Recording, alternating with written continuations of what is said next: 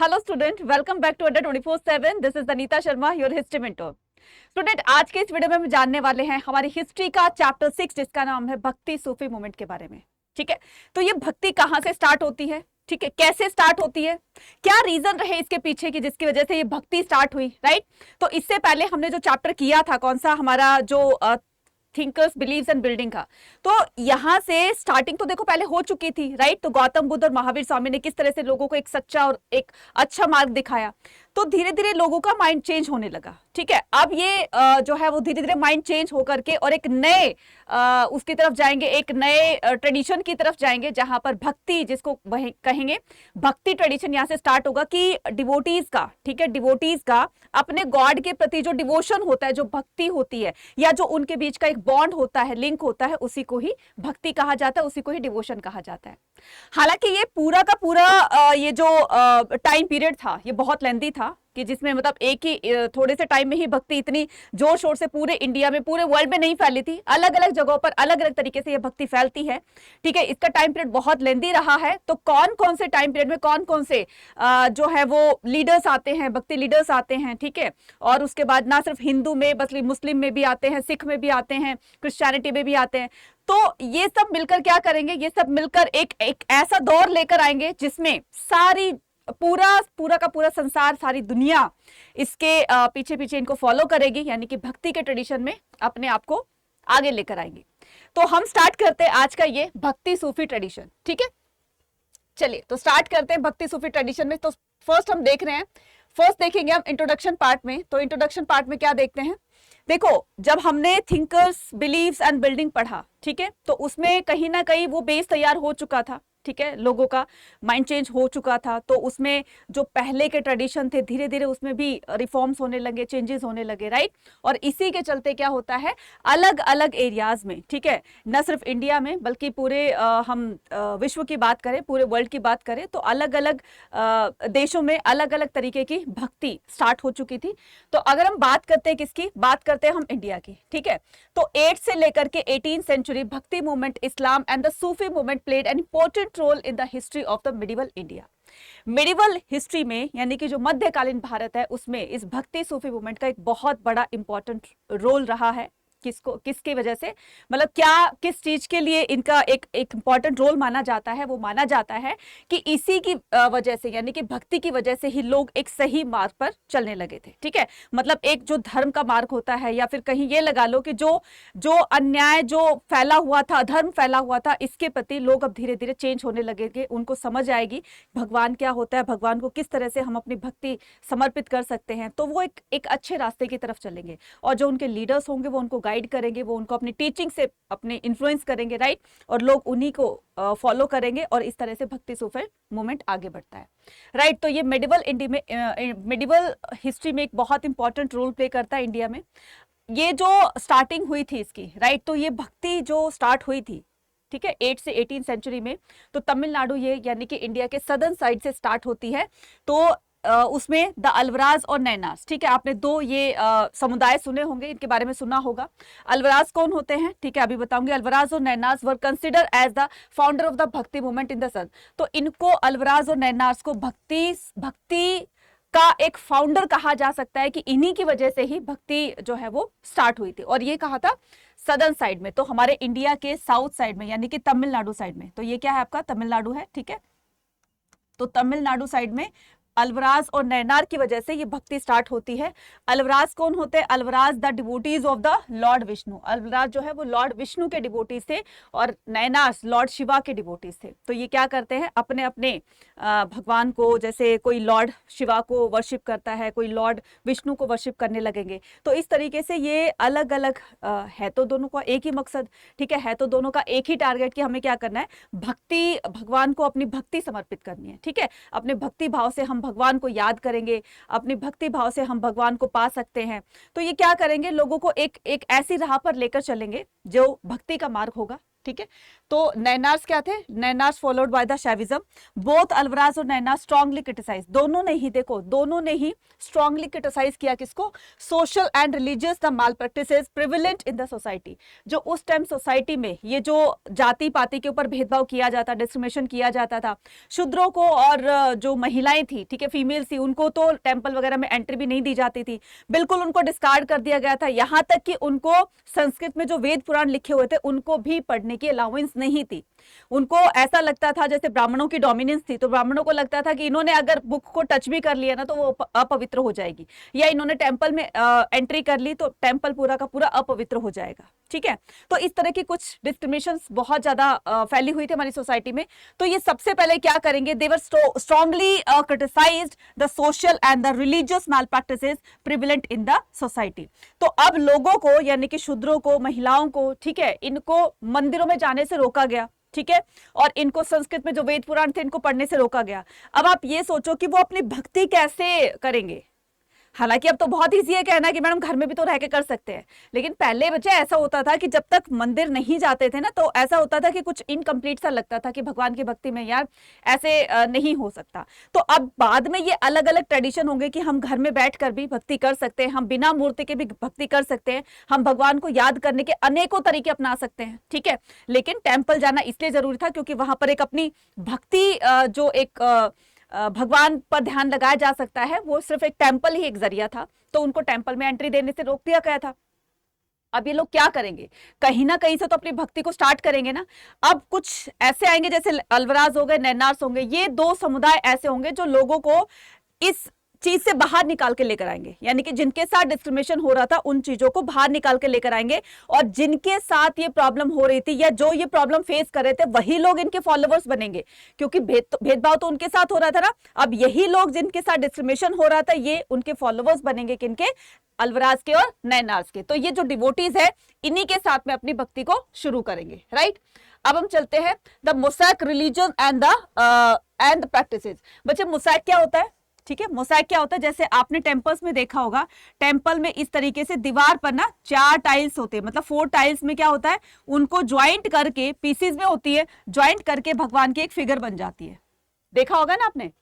तो मोसैक इस तरह की चीज है जो छोटे छोटे पीसेस में, यानी कि भगवान की जो है कुछ हिस्सा यहाँ पर दिखाया गया है, कुछ हिस्सा यहाँ पर, कुछ था, तो जब इन चारों को ऐड कर दिया, ज्वाइंट कर दिया जाता है, तब जाकर भगवान की एक फॉर्म, यानी कि भगवान की एक रूप हमें दिखाई देता है, उनकी पिक्चर हमें दिखाई देती है।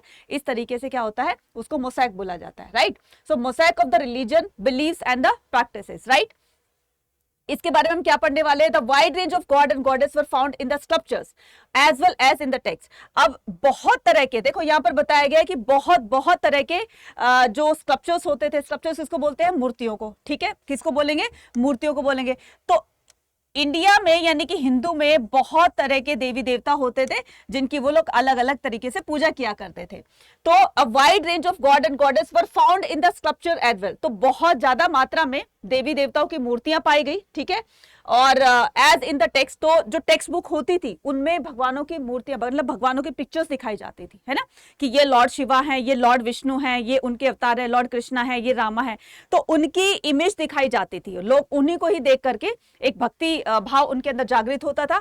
सो compose and compile the simple Sanskrit language which could be accessible to man and women. अब ये लोग जो अल्वराज और नैनार्स होंगे ना, ये क्या करेंगे? संस्कृत में लिखी हुई पुस्तकों को अब इजी लैंग्वेज में ट्रांसलेट करके, ठीक है, अब उसका एक वर्जन तैयार करेंगे जिससे कि जो शूद्रास है या फिर जो फीमेल्स है उनको भी इनका एक्सेस मिल जाए, वो भी इनको पढ़ सके, वो भी भगवानों की इमेज को देख सके, और इस तरह से भक्ति जो है वो हम एक तरह से फैला सकते हैं। अब ये क्या काम करेंगे? एक नई तरीके से अपनी इस भक्ति भावना को स्टार्ट करेंगे, which could be accessible for to man and Shudras who were generally deprived of the Vedic learning। मैंने क्या कहा था अभी? इनको डिप्राइव किया गया था। डिप्राइव का मतलब होता है इनको बिल्कुल अलग रखा गया था कि तुम्हें इस तरह के संस्कृत में जो वेद पुराण लिखे हुए हैं वो तुम नहीं पढ़ सकते हो। ठीक है, अब क्या करना है कि one was the process of the disseminating Brahmanical ideas, right? तो इनका एक एक मोटा मोटा सा अगर मैं आइडिया दूं तो ब्राह्मणों की डोमिनेंस थी। ब्राह्मण जो कहते थे वही सोसाइटी में जो है वो रूल फॉलो किया जाता था, ठीक है। उनके अगेंस्ट गए तो राजा भी ब्राह्मणों के अकॉर्डिंग चलता था, उनके बनाए हुए रूल्स रेगुलेशंस को ही फॉलो किया करता था। तो जो भी उनको ब्रेक करता था रूल्स को, उसको पनिशमेंट दी जाती थी। तो एक तरह से हम कह सकते हैं कि पूरी तरीके से ब्राह्मणों की सोसाइटी पर डोमिनेंस थी। अब ये क्या करेंगे, ये उनको क्रिटिसाइज करेंगे, ये उन पर क्वेश्चन करेंगे कि ऐसा क्यों होता है, क्या भगवान ने कोई जाति पाति, जाति प्रथा या फिर जातियों में उनको कैटेगराइज करके भेजा है। ये तो धरती पर आकर ही मनुष्य ने खुद उसको कैटेगराइज किया ना, कि वो ब्राह्मण का बच्चा है, वो क्षत्रिय का है, वो वैश्य का है, वो शूद्रों का है, ये मेल है, फीमेल है, ये हिंदू है, मुस्लिम है। ये सारी चीजें आकर धरती पर ही तो हुई है ना, भगवान ने तो लिखकर किसी के माथे पर नहीं भेजा था, ठीक है। इस तरह के क्वेश्चंस वो करेंगे, किसको, ब्राह्मणों को, ठीक है। One was the process disentimating the Brahmana. This was the exemplified by the composition, compilation and preservation of the Puranic text in the simple Sanskrit words. ठीक है, तो अब ये जो बुक एक नए तरीके से जो लिखी जाएंगी या ट्रांसलेट की जाएगी सिंपल और इजी लैंग्वेज में, जिसको ज्यादातर लोग या फिर ये कह सकते हैं कि सभी लोग उसको समझ सकते थे, ठीक है। तो अब उस वर्जन में लाया जाएगा और किसी के लिए भी कोई रिस्ट्रिक्शंस नहीं लगाई गई थी कि तुम इसको पढ़ सकते हो, तुम इसको नहीं पढ़ सकते हो। ये शूद्र होते थे और ये महिला होती थी जिनको डिप्राइव किया गया था, ठीक है। चलिए नेक्स्ट पे मूव ऑन करते हैं। नेक्स्ट क्या कहता है, डिफरेंस एंड कॉन्फ्लिक्ट्स, ठीक है। डिफरेंस का मतलब अंतर और कॉन्फ्लिक्ट का मतलब उनमें जो झगड़ा होता है, ठीक है। तो the form of the worship often associated with the goddess were classified as the tantric. अब ये तांत्रिक कौन होते हैं, तांत्रिक वो होते हैं जो देवी की पूजा करते हैं, जो काली माता की पूजा करते हैं, आपने सुना होगा ना। मतलब ये वो होते थे कि जिनको ना बिल्कुल डिस्कार्ड कर दिया गया था, ठीक है, जिनको बिल्कुल डिप्राइव कर दिया गया था कि तुम्हें टेंपल में नहीं जाना है। ये लोग क्या करेंगे, एक अलग तरीके से अपनी भक्ति को दिखाएंगे। वो कैसे दिखाएंगे कि ये देवी यानी कि काली माता की पूजा करने लगेंगे और इनके डिवोटीज को तांत्रिक कहा जाएगा, इनके डिवोटीज को तांत्रिक कहा जाएगा और इनके फॉलोवर्स वो बनेंगे जो डिस्कार्ड कर दिए गए थे सोसाइटी से। सोसाइटी से कौन डिस्कार्ड कर दिए गए थे, शूद्रास और महिलास। अब ये इनके फॉलोवर्स बनेंगे, ठीक है। और तांत्रिक आप इससे भी कह सकते हो, थोड़ा सा अंदाजा लगा सकते हो कि तांत्रिक वो होते हैं जो जादू टोना झाड़ फूंक ये वगैरह करते हैं, वो तांत्रिक होता है, तांत्रिक बाबा होते हैं। तो उनके लिए कोई किसी तरह का कोई डिस्क्रिमिनेशन मतलब नहीं होता था।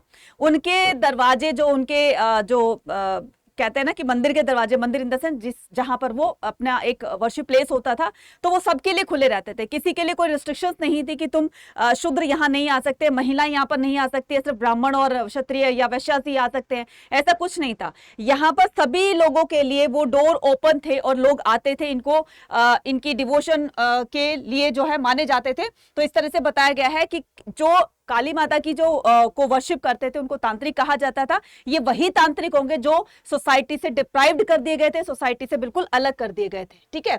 तो यहाँ पर अंतर और संघर्ष में देखो यहीं पर लिखा हुआ है कि those who followed the tantric rejected the caste and the class within the ritual text. यही बताया ना, आगे कहता है कि many of these idea influence the Shaivism and Buddhism. तो आपने क्या देखा इसमें कि इनमें से कई विचारों ने शैव और बौद्ध धर्म को प्रभावित भी किया।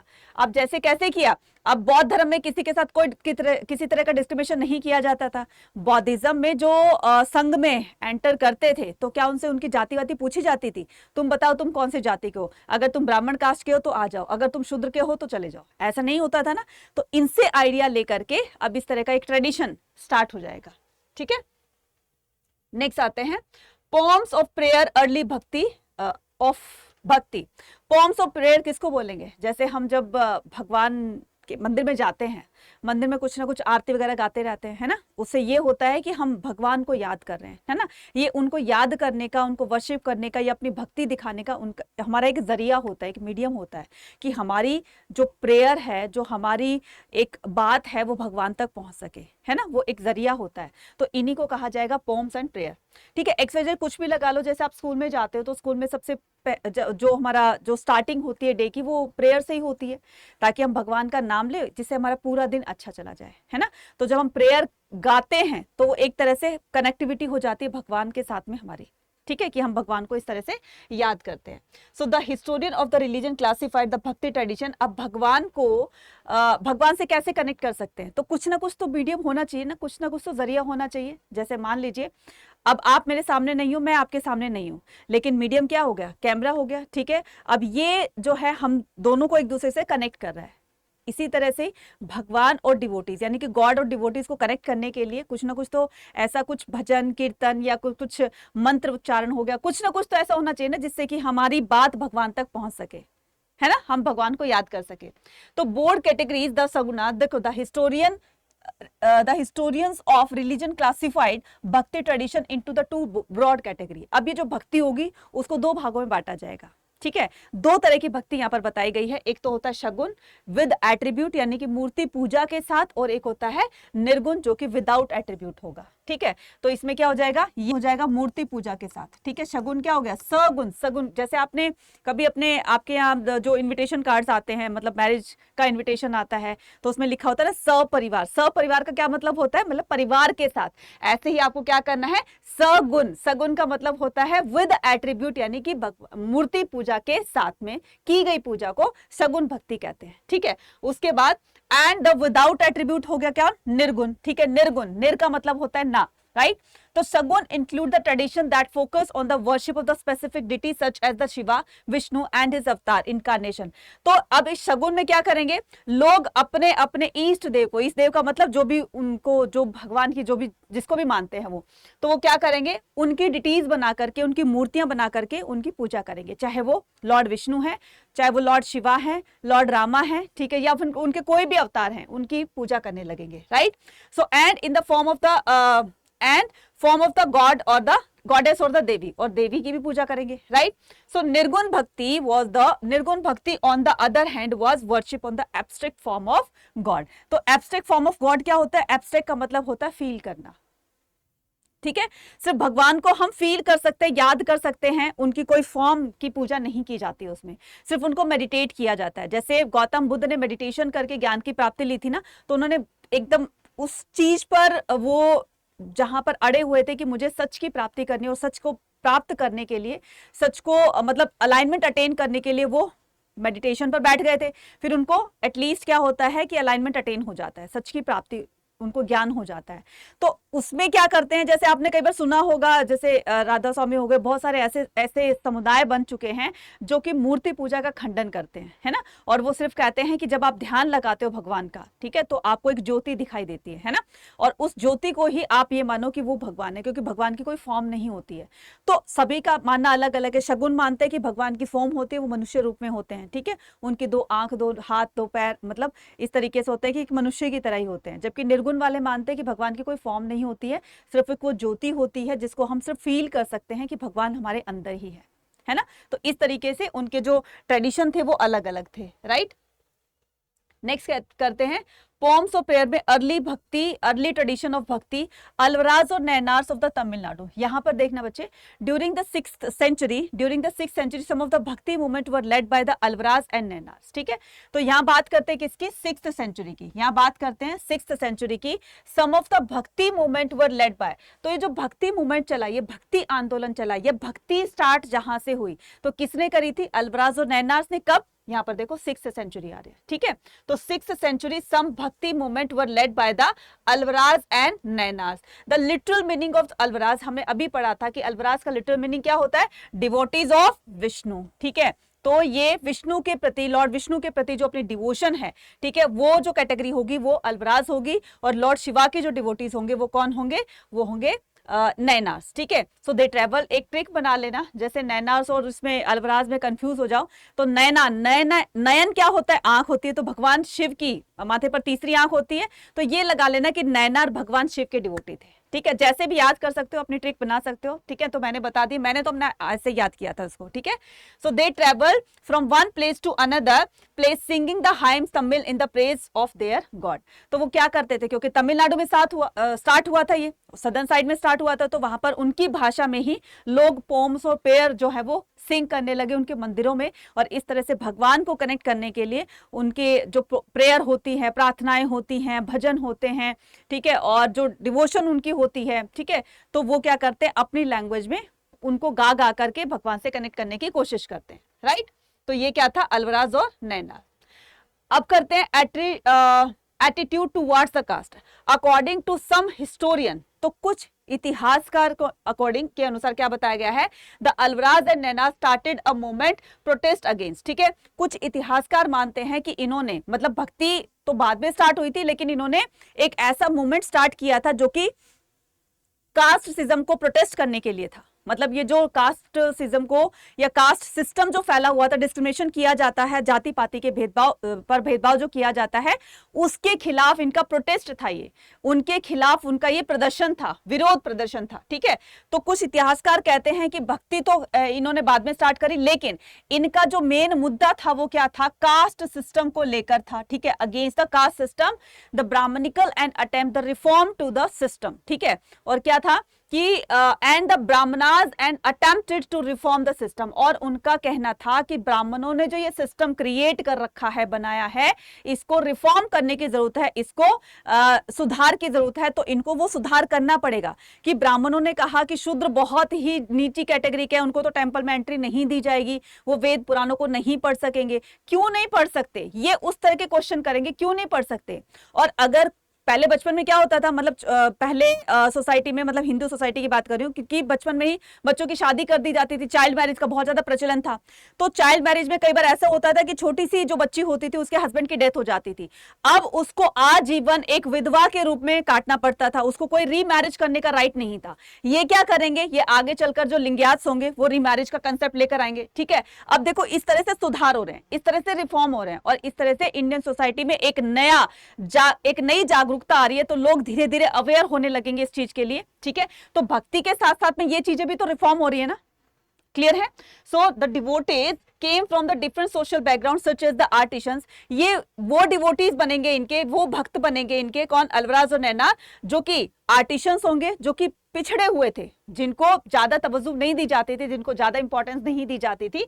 तो आर्टिशंस होंगे, कल्टिवेटर्स होंगे, even form of the caste they were consider the untouchables, यानी कि किसी तरह का कोई डिस्क्रिमिनेशन नहीं किया गया ना, इनके फॉलोवर्स कोई भी बन सकते थे, और खास करके वही लोग इनके फॉलोवर्स बनेंगे जो सोसाइटी के सताए हुए थे, ठीक है ना, क्लियर है। नेक्स्ट करते हैं विमेन डिवोटीज।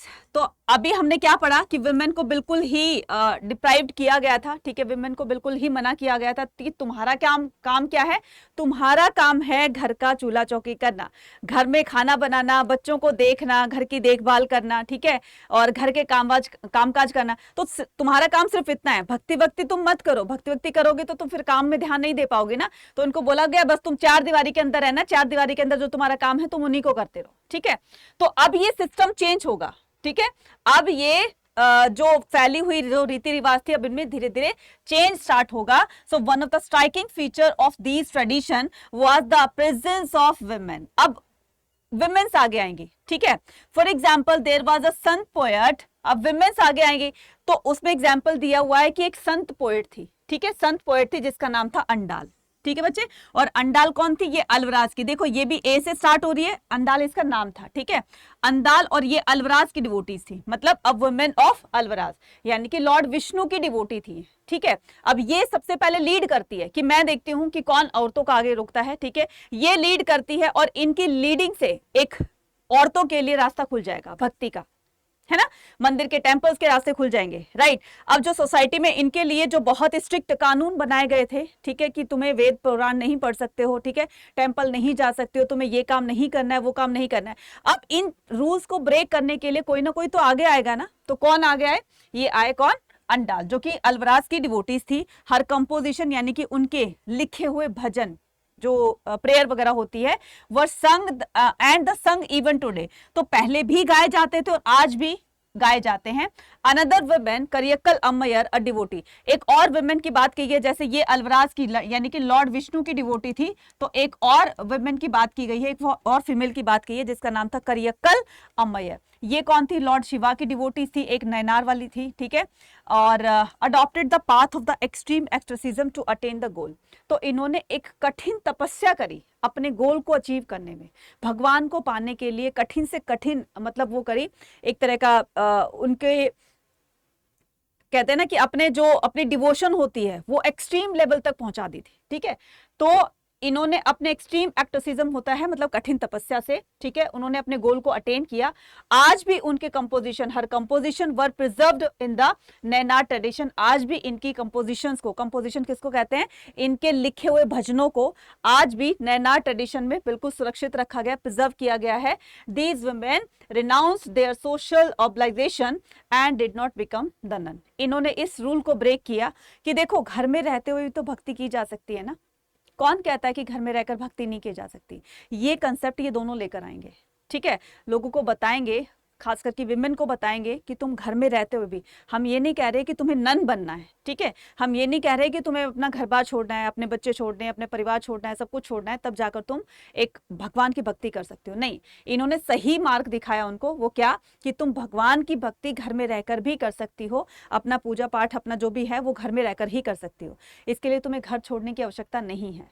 काम किया, जैसे आपने देखा होगा ना, जब नवरात्रे वगैरह आते हैं या कुछ किसी के घरों में भजन कीर्तन होते हैं, तो वो क्या होता है, अपना फ्री टाइम जो उनका है, दोपहर का टाइम होता है, कि सुबह काम होता है, शाम को काम होता है, लेडीज को ना खास करके जो बीच का टाइम होता है उसमें थोड़ा सा फ्री रहती है, तो उसमें एक मंडली बना लेते हैं, छोटे सा ग्रुप बना लेते हैं और अपना भजन कीर्तन करते रहते हैं। तो इस तरह का रास्ता उन्होंने फीमेल के लिए बताया, ठीक है। नेक्स्ट करते हैं रिलेशन विद द स्टेट, ठीक है। तो चोला रूलर, देखो इसमें राजाओं का भी बहुत बड़ा हाथ रहा है, ठीक है, ऐसा नहीं है कि राजाओं ने बिल्कुल भी इसमें कंट्रीब्यूशन नहीं दिया। राजाओं ने कैसे कंट्रीब्यूशन दिया कि उन्होंने बड़े बड़े टेम्पल्स बनवाए, टेम्पल्स बनवा करके उनमें डिटीज को रखा, है ना, डिटीज किसको बोलते हैं, मूर्तियों को रखा, ठीक है। अब उन मूर्तियों की पूजा करने के लिए, भगवान को एक तरह से उन मूर्तियों में देख करके उनको वर्शिप करने के लिए लोग दूर दूर से आते थे, ठीक है। तो इससे पर्टिकुलर राजा की ख्याति भी तो बढ़ती थी, पर्टिकुलर राजा के बारे में भी तो पता चलता था कि देखो ये राजा है और इसने इतना बड़ा टेंपल बनाया, दूर दूर तक उनका नेम और फेम फैलता था, स्प्रेड होता था, लोग जानते थे कि इस राजा ने कितना सुंदर टेंपल बनाया है। और कहीं ना कहीं उनकी डिवोशन जो थी, जैसे मान लो चोला एम्पायर ने क्या किया, टेंपल बनवाया, ठीक है, तो उसमें क्या था, जैसे कैलाश टेंपल हो गया, महाबलीपुरम हो गया, बड़े बड़े टेंपल हो गए, राइट। तो एक तरह से उनकी डिवोशन की वही, वो भी तो भक्त है ना उनके, तो उनके पास पैसा है, ठीक है, और वो इतने बड़े भक्त हैं लॉर्ड शिवा के, तो उन्होंने टेंपल बनवा दिया, तो उससे उनकी भक्ति भी और एक तरह से उनका जो राज्य के पर्सपेक्टिव से एक जो नाम होता है वो धीरे धीरे वो भी शो होने लगी। सो यहाँ पर the Chola ruler supported that the bhakti tradition and build the temple for the Shiva and Vishnu, right. So some of the magnificent temples such as the temple, तो कुछ ऐसे मैग्निफिसेंट यानी कि कुछ ऐसे इतने बड़े बड़े इतने सुंदर ब्यूटीफुल से टेम्पल हैं, फॉर एग्जाम्पल जो चोला रूलर्स ने बनवाए थे, चिदम्बरम, ठीक है, ये कहाँ पर है, तंजावुर में है। कई बार आपका क्वेश्चन आता है, पिक्चर को दिखा करके फिर आपसे क्वेश्चन पूछा जाएगा कि बताओ चिदम्बरम जो टेंपल है वो कहाँ पर है, तो तंजावुर में है, ठीक है। And the Gangai Gonda Cholapuram were constructed under the patronage, तो इन्होंने इतने बड़े बड़े टेंपल को कंस्ट्रक्ट करवाया, ठीक है। The Chola ruler build the temple often the claim divine support the, अभी चोला रूलर्स जो होते थे, चोलास हो गए, पांड्यास हो गए, चेरास हो गए, तो ऐसा नहीं था कि पर्टिकुलर एक ही राजा बनवाता था, उनके जो भी सक्सेसर आते थे या जो भी बड़े बड़े ट्रेडर्स मर्चेंट्स होते थे, कई बार ये भी टेंपल को कंस्ट्रक्ट करवा दिया करते थे। तो कहने का मतलब एक ऐसा प्लेस जहां पर हम भगवान को वर्शिप कर सकते हैं, उनकी मूर्ति बना करके, और एक टेंपल में उनको रखवाया गया, लोग दूर दूर से टेंपल में आते थे, विजिट भी करते थे, टेंपल भी बहुत सुंदर होता था, तो टेंपल को देखने के लिए भी आते थे, और साथ साथ में भक्ति भी धीरे धीरे बढ़ रही थी, फैल रही थी, ठीक है। नेक्स्ट आता है, नेक्स्ट क्या करते हैं, वीर शैव इन द कर्नाटका। मुश्किल तो नहीं लग रहा है ना चैप्टर, हालांकि ये चैप्टर जो है बच्चों को बहुत मुश्किल लगता है कि भक्ति सूफी ट्रेडिशन हमें आज तक समझ ही नहीं आया कि क्या होता है। मुझे लगता है कि बहुत ही सिंपल और इजी लैंग्वेज में आपको समझ में आ रहा होगा, ठीक है। तो कमेंट सेक्शन में लिखकर बताना कि आपको कैसा समझ में आया, या फिर कोई भी डाउट होता है तो आप कमेंट सेक्शन में भी लिखकर पूछ सकते हैं। अब बढ़ते आगे की तरफ, तो आगे क्या कहता है, अ न्यू मूवमेंट। देखो सिंपल सी बात है, किसी भी कोई भी XYZ कोई भी आपकी स्ट्रीम है, राइट, कोई भी सब्जेक्ट है, तो जब तक आप उस सब्जेक्ट को या किसी टॉपिक को लेकर जब तक आपका उसमें इंटरेस्ट नहीं रहेगा ना, तब तक वो चीज आपको समझ में नहीं आएगी, है ना। तो कोशिश करो कि जो चीज आप पढ़ रहे हो उसमें वो इंटरेस्ट होना चाहिए। इंटरेस्ट के साथ पढ़ोगे तो चीजें समझ में भी आएंगी, ठीक है, और चीजें आपको याद भी रहेगी, लॉन्ग टर्म तक याद रहेगी, आप भूलोगे नहीं, ठीक है। और फिर उसके बाद क्या करेंगे कि जैसे सिलेबस खत्म हो जाता है फिर आपको रिवीजन की जरूरत पड़ती है, तो जो भी साथ साथ में आप नोट्स बनाते रहते हो तो नोट्स भी बनाते रहिए, ताकि आपको एग्जाम टाइम पर ये नोट्स आपके बहुत काम आएंगे, है ना। साथ साथ में आपको पीडीएफ भी मिलती रहती है, तो पीडीएफ से आप तैयारी कर सकते हो, ठीक है। और बाकी मैं तो कहती हूँ कि सबसे जो है इन सभी का सॉल्यूशन अगर आप पाना चाहते हैं कि आपको टीचर्स के साथ में इंटरेक्टिव क्लासेस मिले, पीडीएफ, ये नोट्स वगैरह सब कुछ हो गए, तो ये आपको हमारा जो लेटेस्ट बैच है श्रेष्ठ बैच, तो आप इसको ज्वाइन कर सकते हो अगर आपका भी सपना है, ठीक है, हिस्ट्री, पॉलिटी, ज्योग्राफी, इकोनॉमिक्स में टॉपर बनने का। आर्ट्स के हो, साइंस के हो, कॉमर्स के हो, अगर किसी का भी सपना है टॉपर बनने का, 100% बनने का, ठीक है, तो वो हमारे श्रेष्ठ बैच को ज्वाइन कर सकता है। कूपन कोड लगा दीजिएगा, इस पर आपको मैक्सिमम डिस्काउंट मिलेगा, क्योंकि हर स्लाइड पर ये कूपन कोड इसलिए लिखा है ताकि आप जब बैच परचेज करो तो आपको मैक्सिमम डिस्काउंट मिल जाए, ठीक है ना। चलिए, तो अब बात करते हैं a new moment emerge in the Karnataka. फिर अब तो बात हो रही थी किसकी, तमिलनाडु की, अब बात करते हैं किसकी, कर्नाटका की, ठीक है। अब कर्नाटका की बात करते हैं। तो एक नया मूवमेंट इमर्ज होता है कर्नाटका में, लेड बाय द ब्राह्मणास, ठीक है, जो कि ब्राह्मण उसको लीड करेंगे, है ना। ब्राह्मणों का चलाया हुआ ये एक ऐसा मूवमेंट होगा, आंदोलन होगा, जिसका नाम होगा, ठीक है, ब्राह्मण नेमदा। तो एक ये ब्राह्मण ने चलाया था जिसका नाम था Basavanna, right, in the 12th century, ठीक है। तो 12th सेंचुरी में बसवन्ना, जो कि बायकास्ट एक ब्राह्मण है, तो इन्होंने एक ऐसा मूवमेंट चलाया जिसमें कास्ट सिस्टम को क्रिटिसाइज किया जाएगा, जिसमें कास्ट सिस्टम को क्रिटिसाइज किया जाएगा, ब्राह्मणों के बनाए हुए रूल्स को क्रिटिसाइज किया जाएगा, ठीक है। फीमेल्स के लिए क्या कुछ नहीं हो रहा था उसको लेकर के वो लोग लीड करेंगे, वो आगे आएंगे और औरतों के लिए भी कुछ ना कुछ अच्छा सोचेंगे, ठीक है। तो ये कौन थे, बायकास्ट एक ब्राह्मण थे जिसका नाम था बसवन्ना। हिज फॉलोवर्स नोन, इनके जो फॉलोवर्स थे, किसके, ब्राह्मण, इसके बसवन्ना के फॉलोवर्स थे, इनको वीर शैव कहा जाता था, ठीक है, इनको वीर शैव कहा जाता था।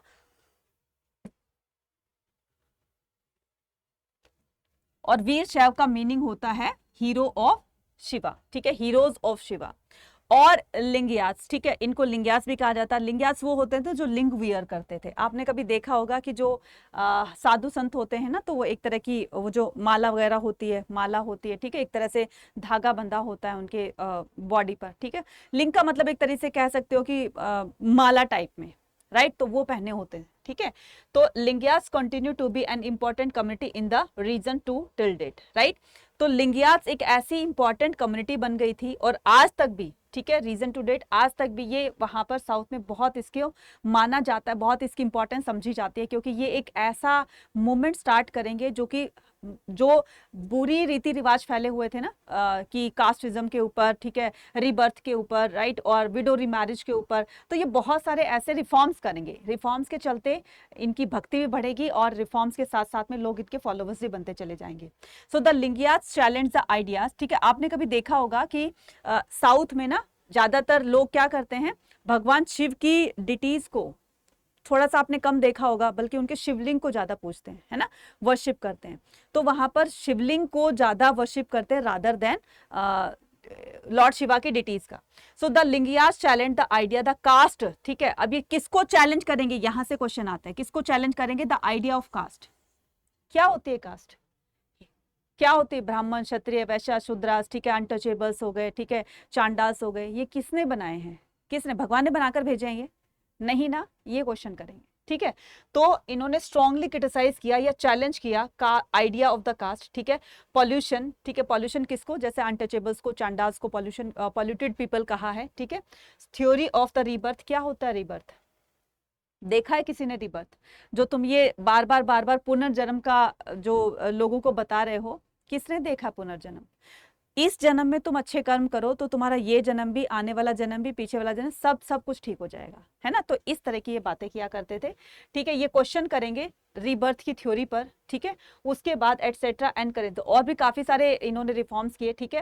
And encourage the post puberty, जो मतलब जो बच्चों की चाइल्ड मैरिज जो हो जाती थी उसको क्या करेंगे, क्रिटिसाइज करेंगे, उसको थोड़ा सा बैन करवाने में इनका बहुत बड़ा कंट्रीब्यूशन रहेगा। तो पोस्ट प्यूबर्टी मैरिज, ठीक है, and the remarriage of window, और क्या करेंगे, ये रीमैरिज विडो का कंसेप्ट लेकर आएंगे। विडो के लिए रीमैरिज का कंसेप्ट इन्हीं के ही द्वारा लाया जाएगा सबसे पहले, और धीरे धीरे सोसाइटी में इस तरह से रिफॉर्म होते चले जाएंगे, राइट। आर अंडरस्टैंडिंग, अब ये इतने अच्छे अच्छे काम कर रहे हैं, तो जाहिर सी बात है कि लोगों को जो अच्छे काम करेगा उसी को ही सपोर्ट करेंगे, तो लोग धीरे धीरे अब इनके सपोर्टर्स बनने लगेंगे। कहां पर, कर्नाटका में, ठीक है। तो our understanding of the Vira Shaiva tradition is derived from the vachanas. देखो हमारी अंडरस्टैंडिंग क्या होती है, हमारी अंडरस्टैंडिंग कहती है कि Vira Shaiva tradition is derived from the vachanas. तो ये जो वीर शैव ट्रेडिशन है, ठीक है, ये जो वीर शैव ट्रेडिशन है जो कि बसवन्ना ने 12th सेंचुरी में चलाया था, इसका जो लिटरल मीनिंग होता है, मतलब ये किससे डिराइव्ड हुआ है, वचन से। वचन क्या होता है, एक्चुअल सेइंग होती है। जैसे मैं अभी आपको बता रही हूँ, बोल रही हूँ, ठीक है, जो ये मेरे एक्चुअल वर्डिंग्स हो गए। अगर मेरी बात को आप किसी थर्ड पार्टी से सुनोगे तो वो एक्चुअल वर्ड नहीं होते हैं। तो वचन क्या होते हैं, वचन होते हैं एक्चुअल सेइंग जो होती है उसको वचन कहते हैं, ठीक है। Composed in the Karnataka by women. तो ये जो वचन होते थे, ठीक है, ये वचनास जो होते थे, जो एक्चुअल में सेइंग होती थी, इनको कंपोज किया गया। जैसे बसवन्ना ने जो भी कुछ अपनी टीचिंग्स दी, ठीक है, तो उनको एक वचन बोला गया और इनकी टीचिंग्स को एक बुक में कंपाइल कर दिया गया, ठीक है। सो कंपोज इन कन्नड़, ठीक है, तो इनकी बुक, इनके जो वचन होते थे, इनको कन्नड़ भाषा में by the women and the man who rejected join the movement, ठीक है। जो इनके मूवमेंट को जिसने ज्वाइन किया और जिनको सोसाइटी ने रिजेक्ट कर दिया था, यही लोग इनके फॉलोअर्स बनेंगे और इनकी कंपोजिशन को बुक में लिखकर कन्नड़ भाषा में उसको पब्लिश करवाएंगे ताकि ज्यादा ज्यादा लोग इसको पढ़ सके और इनके बारे में जान सके, ठीक है। नेक्स्ट करते हैं। नेक्स्ट क्या होता है, अभी तक हमने क्या पढ़ा, अभी तक हमने इंडिया के सदर्न पार्ट तक पढ़ा। ये आपका तमिलनाडु था, ठीक है, ये आपका तमिलनाडु था और यहाँ पर क्या है, ये यहाँ पर आपका कर्नाटका है, ठीक है, ये यहाँ पर क्या है, कर्नाटका, राइट, ठीक है, ये यहाँ पर क्या है, Karnataka. According to the historian in the north, अब हम क्या करते हैं, नॉर्थ इंडिया की बात करते हैं, ठीक है, नॉर्थ इंडिया की बात करते हैं कि according to the historian in the north India there was a period when the several Rajput state, ठीक है, तो ये वो पीरियड था जहां पर बहुत तरह के जो सेवरल राजपूत होंगे, मतलब बहुत राजपूतों वाला रूल चल रहा होगा। Several Rajput emerged and the most of these state Brahmanas occupied important place by the performing ritual. क्योंकि राजपूत है तो वो क्या करेंगे, राजपूत तो ज्यादातर ब्राह्मणों की बात मानते थे, ठीक है, तो ब्राह्मणों की बात को वो मानेंगे और इन्हीं से ही सारी रिचुअल एक्टिविटीज कराते थे। तो एक तरह से यहाँ देख रहे हो ना कि नॉर्थ इंडिया में ब्राह्मणों का कितना दबदबा था, कितनी डोमिनेंस थी ब्राह्मणों की, ठीक है, और राजपूत तो वैसे ही बहुत मानते थे ब्राह्मणों को। So there was no attempt to the question their position, directly उनसे क्वेश्चन, भाई जब राजा ही मान रहा है, ठीक है, राजा ही उन बातों को मान रहा है तो कोई इनसे डायरेक्ट क्वेश्चन नहीं कर सकता था कि ऐसा क्यों हो रहा है। जैसे अभी लिंगियास में हमने देखा, ठीक है, लिंगियास में हमने देखा, अलवराज और नैनास में हमने देखा कि लोग जो है वो आवाज उठा रहे थे, लेकिन नॉर्थ इंडिया में राजपूतों का रूलर चल रहा था, ठीक है, राजपूत के का रूल चल रहा था, तो उसमें ब्राह्मणों को बहुत ज्यादा इंपॉर्टेंस दी जाती थी। तो उनसे कोई डायरेक्ट क्वेश्चन नहीं कर सकता था कि ऐसा क्यों होता था, ठीक है। So at the same time there were the other religion leaders who were out of the orthodox Brahmanical system. तो अब धीरे धीरे ना कुछ, क्योंकि डायरेक्ट क्वेश्चन तो कर नहीं सकते थे, इनको क्रिटिसाइज करना तो उनके लिए बहुत पाप समझा जाता था, उनको हार्ड पनिशमेंट दी जाती थी।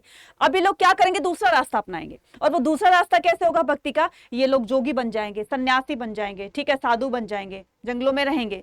तो इस तरह से ये अपना एक अलग ही ट्रेडिशन निकालेंगे, ठीक है।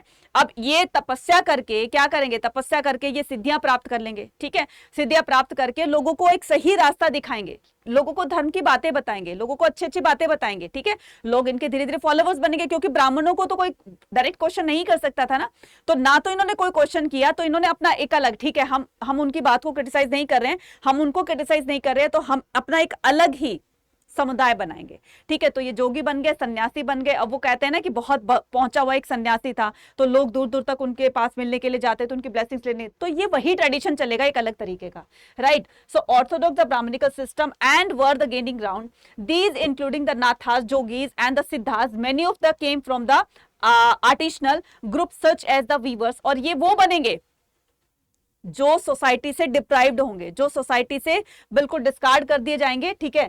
इनमें खासकर कौन होते थे, वीवर्स होते थे। वीवर्स कौन होते हैं, कपड़ा बुनकर होते हैं, और जो छोटी कास्ट के लोग होंगे, right, they were well organised, और वो अपनी तपस्या से या लोगों को एक सही मार्ग दिखाने में सक्सेस अचीव करेंगे और लोग इनके फॉलोवर्स बनेंगे, ठीक है।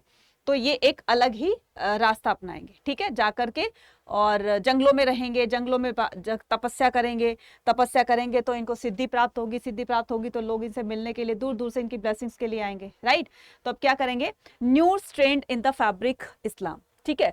तो अब देखो 13th सेंचुरी में क्या होता है, अभी तक हमने क्या पढ़ा, अभी तक हम सिर्फ हिंदुइज्म के बारे में पढ़ रहे थे, है ना, जिसमें हमने क्या पढ़ा, नयनास पढ़ा, अलवराज पढ़ा, ठीक है, लिंगियास पढ़ा, ठीक है, वीरशैव और लिंगियास, राइट, उनके बारे में पढ़ा। फिर हमने उसके बाद में साधु, जोगी, नाथ, ये इन सब के बारे में पढ़ा, सन्यासी वगैरह के बारे में पढ़ा।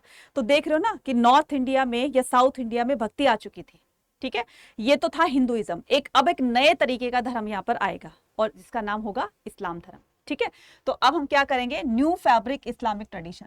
तो 13th century Turk and Afghanistan invaded India and establish the Delhi Sultanate. 13th century में क्या होता है, ठीक है, फटाफट से मुझे कमेंट सेक्शन में लिखकर बताना कि ये जो दिल्ली सल्तनत है, ठीक है, दिल्ली सल्तनत है, इसकी स्टैब्लिशमेंट यानी कि सबसे पहले इसमें जो राजा बना था, कौन राजा बना था और कब से ये दिल्ली सल्तनत स्टार्ट हुआ था, कमेंट सेक्शन में लिखकर बताइएगा। Theoretical Muslim rulers to be guided by the, देखो अब क्या होता है, जैसे इंडिया पर तुर्कों का, मुस्लिम्स का अटैक स्टार्ट हो गया था, उसको इन्वाइट करना स्टार्ट कर दिया था। जैसे बात करें 711 की, 711 में मोहम्मद बिन कासिम आएगा, आगे बताऊंगी, ठीक है। वो क्या करेगा, जैसे इंडिया को इन्वेट करेगा, अटैक करेगा और वहां पर पंजाब सिंध में क्या करेगा, पंजाब सिंध में यहाँ करके रूल करने लगेगा, ठीक है, जो पाकिस्तान में। तो यहाँ जब वो रूल करने लगेगा तो इसी के साथ में क्या आएगा, इन्हीं के साथ में ही इस्लाम धर्म इंडिया में एंटर हो जाता है, ठीक है। अब वो जहां पर रूल करेंगे तो उस रीजन में, पर्टिकुलर रीजन में इस्लाम धर्म को अपनाया जाएगा, ठीक है, वहां पर इस्लाम धर्म को स्प्रेड कर दिया जाएगा। फिर धीरे धीरे जब इनका दायरा बढ़ेगा, इनकी सीमाएं बढ़ेगी और इंडिया के बिल्कुल यहाँ पर मेन पार्ट में दिल्ली में एक नई उसका दिल्ली सल्तनत का एक दौर शुरू होगा। और ये क्या करेंगे, ये पूरे मतलब जहां जहां पर इनकी रूलिंग थी, ठीक है, वहां पर उस एरिया में इस्लाम धर्म को स्प्रेड कर देंगे, ठीक है, और लोगों को बोलेंगे कि ये एक ऑफिशियल जो है हमने डिक्लेयर कर दिया गया है।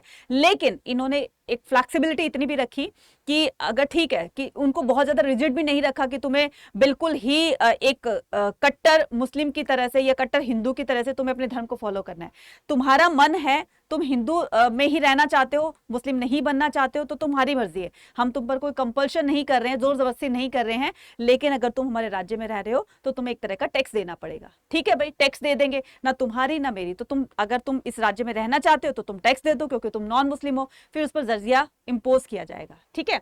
तो इसमें बताया गया कि जब दिल्ली सल्तनत स्टैब्लिश हो चुकी थी तो थियोरेटिकल मुस्लिम रूलर, तो ये जो रूलर होते थे ना, इनको गाइड करने वाला एक पर्सन होता था जिसको उलेमा कहा जाता था, ठीक है, जिसको क्या कहा जाता था, उलेमा कहा जाता था। उलेमा कौन होता था, जैसे हमारे यहाँ ब्राह्मण होते थे ना, जैसे हमारे यहाँ राजा को गाइड करने के लिए बड़े बड़े ऋषि मुनि ब्राह्मण होते थे, ठीक है, कि तुम्हारा धर्म ये कहता है, राजा का धर्म ये कहता है, वो कहता है, उनको गाइड करते थे ना। ऐसे ही मुस्लिम रूलर को गाइड करने वाला कौन होता था, उलेमा होता था, ठीक है। And follow the rule of sharia. शरिया क्या होता है, इस्लामिक रूल होता है। शरिया क्या होता है, इस्लामिक रूल होता है। तो ये जो उलेमा इनको इस्लामिक रूल के बारे में बताएगा, ठीक है, इस्लामिक रूल, ठीक है, इस्लामिक रूल्स के बारे में बताएगा और इसी के अकॉर्डिंग ही मुस्लिम रूलर काम करता था, ठीक है, कि धर्म के अकॉर्डिंग क्या कहते हैं, जैसे हमारे यहाँ मनुस्मृति होती थी ना, मनुस्मृति होगी, धर्मसूत्र, धर्मशास्त्र हो गई, तो उस टाइम में उन्हीं को ही फॉलो किया जाता था। तो ऐसे ही उलेमा शरिया को फॉलो किया जाता था। और शरिया क्या होता है, शरिया होता है इस्लामिक रूल यानी कि इस्लामिक कानून, राइट। तो अब क्या करते हैं, faith of rulers and the subject, ठीक है, faith of rulers and the subject. अब ये क्या करेंगे कि किस तरह का है इनका ट्रस्ट, ठीक है, अपने राजा पर होगा, ठीक है। और यहाँ पर रिलेशन बताया गया है किसका, रूलर और सब्जेक्ट का। देखो रूलर और सब्जेक्ट का यानी कि राजा और प्रजा का रिलेशन है बहुत ही अच्छा होना चाहिए, ठीक है। अगर राजा खराब है, ठीक है, और प्रजा अच्छी है, राजा बहुत उन पर अत्याचार कर रहा है, बहुत ज्यादा उनको क्या बोलते हैं, उनको मार पीट रहा है या उनको दुखी रख रहा है, तो कोई भी जनता या कोई भी नागरिक जो है उनसे खुश नहीं रहेगा। कहीं ना कहीं से तो रिबेल स्टार्ट होगा, ठीक है, आए दिन कोई ना कोई प्रोटेस्ट किया जाएगा, उनके खिलाफ कोई ना कोई कॉन्स्पिरेसी क्रिएट किए जाएगी, तो पूरे राज्य में अशांति रहेगी, राइट। लेकिन इससे बचने के लिए राजा को क्या करना चाहिए, राजा को अपनी काम पर टाइम पर कभी कभी अपनी प्रजा की बात भी सुन लेनी चाहिए।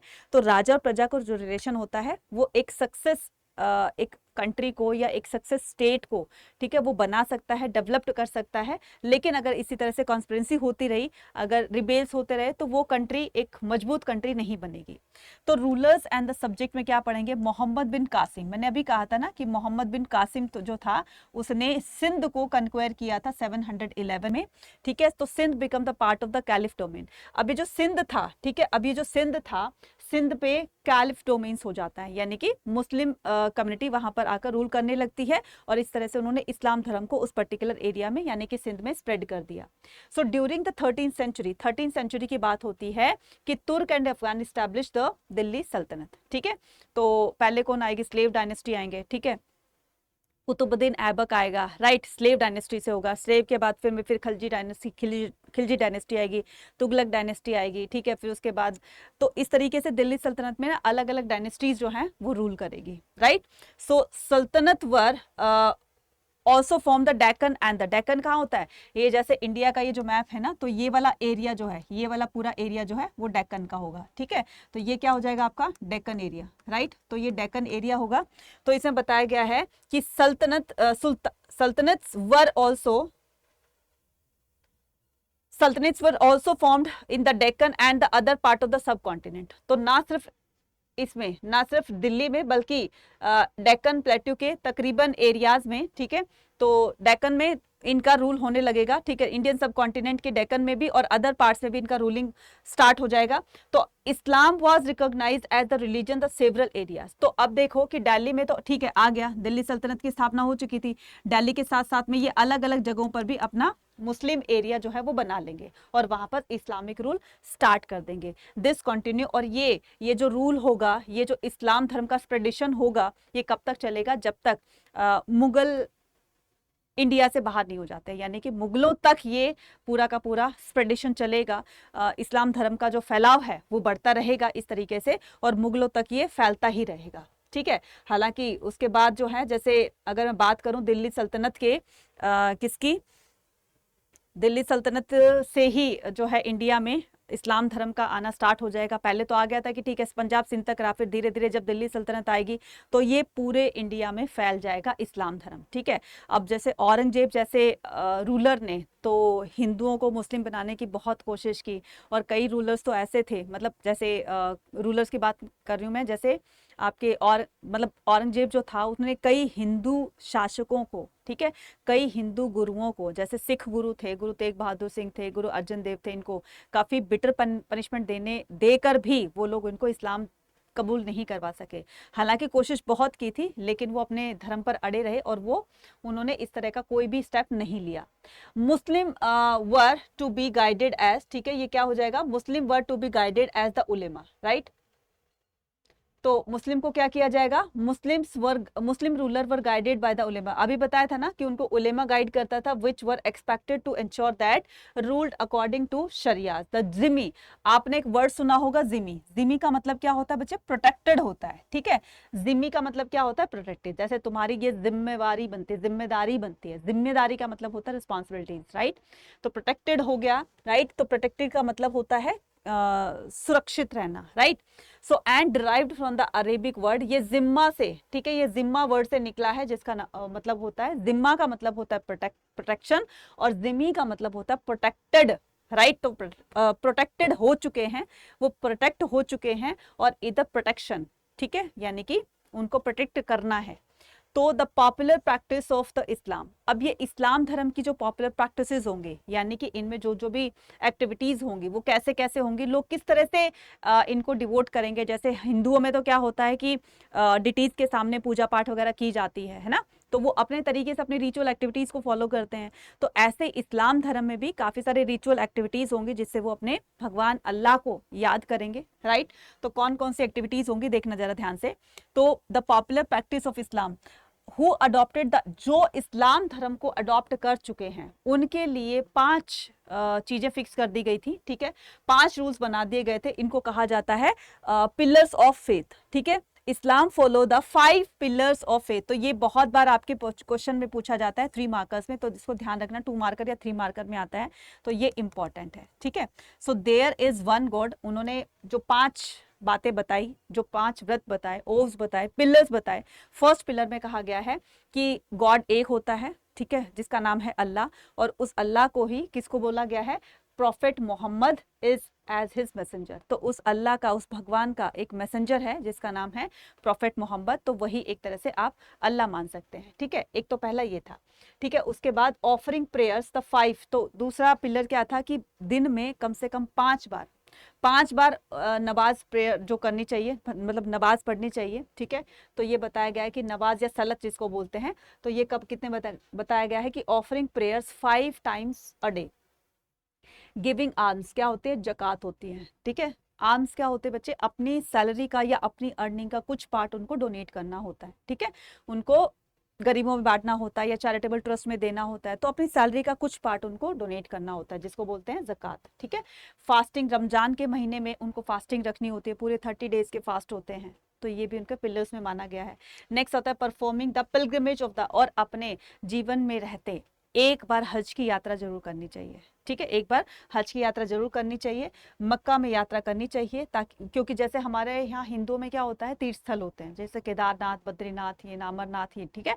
तो ये जैसे तीर्थ स्थल हो गए, तो ऐसे ही इनकी जो एक हॉली पिलग्रिमेज होता है, ठीक है, तीर्थ स्थल है, वो क्या है, मक्का है, ठीक है। आपने नोटिस किया है कि जब भी वो नमाज पढ़ते हैं शाम को, तो उनकी जो डायरेक्शन होती है, फेसिंग डायरेक्शन होती है, वो मक्का की साइड में होती है ना। तो इस तरीके से ये 5 पिलर्स बताए गए हैं किसके, इस्लाम धर्म के, राइट। अब हम क्या करते हैं, नेम फॉर द कम्युनिटीज पर बात करते हैं, राइट। सो इनमें भी अलग अलग कम्युनिटीज बनेगी, जैसे हमने अलवराज नैनाज पढ़ा, लिंगियास पढ़ा, साधु जोगी नाथाज पढ़ा, है ना।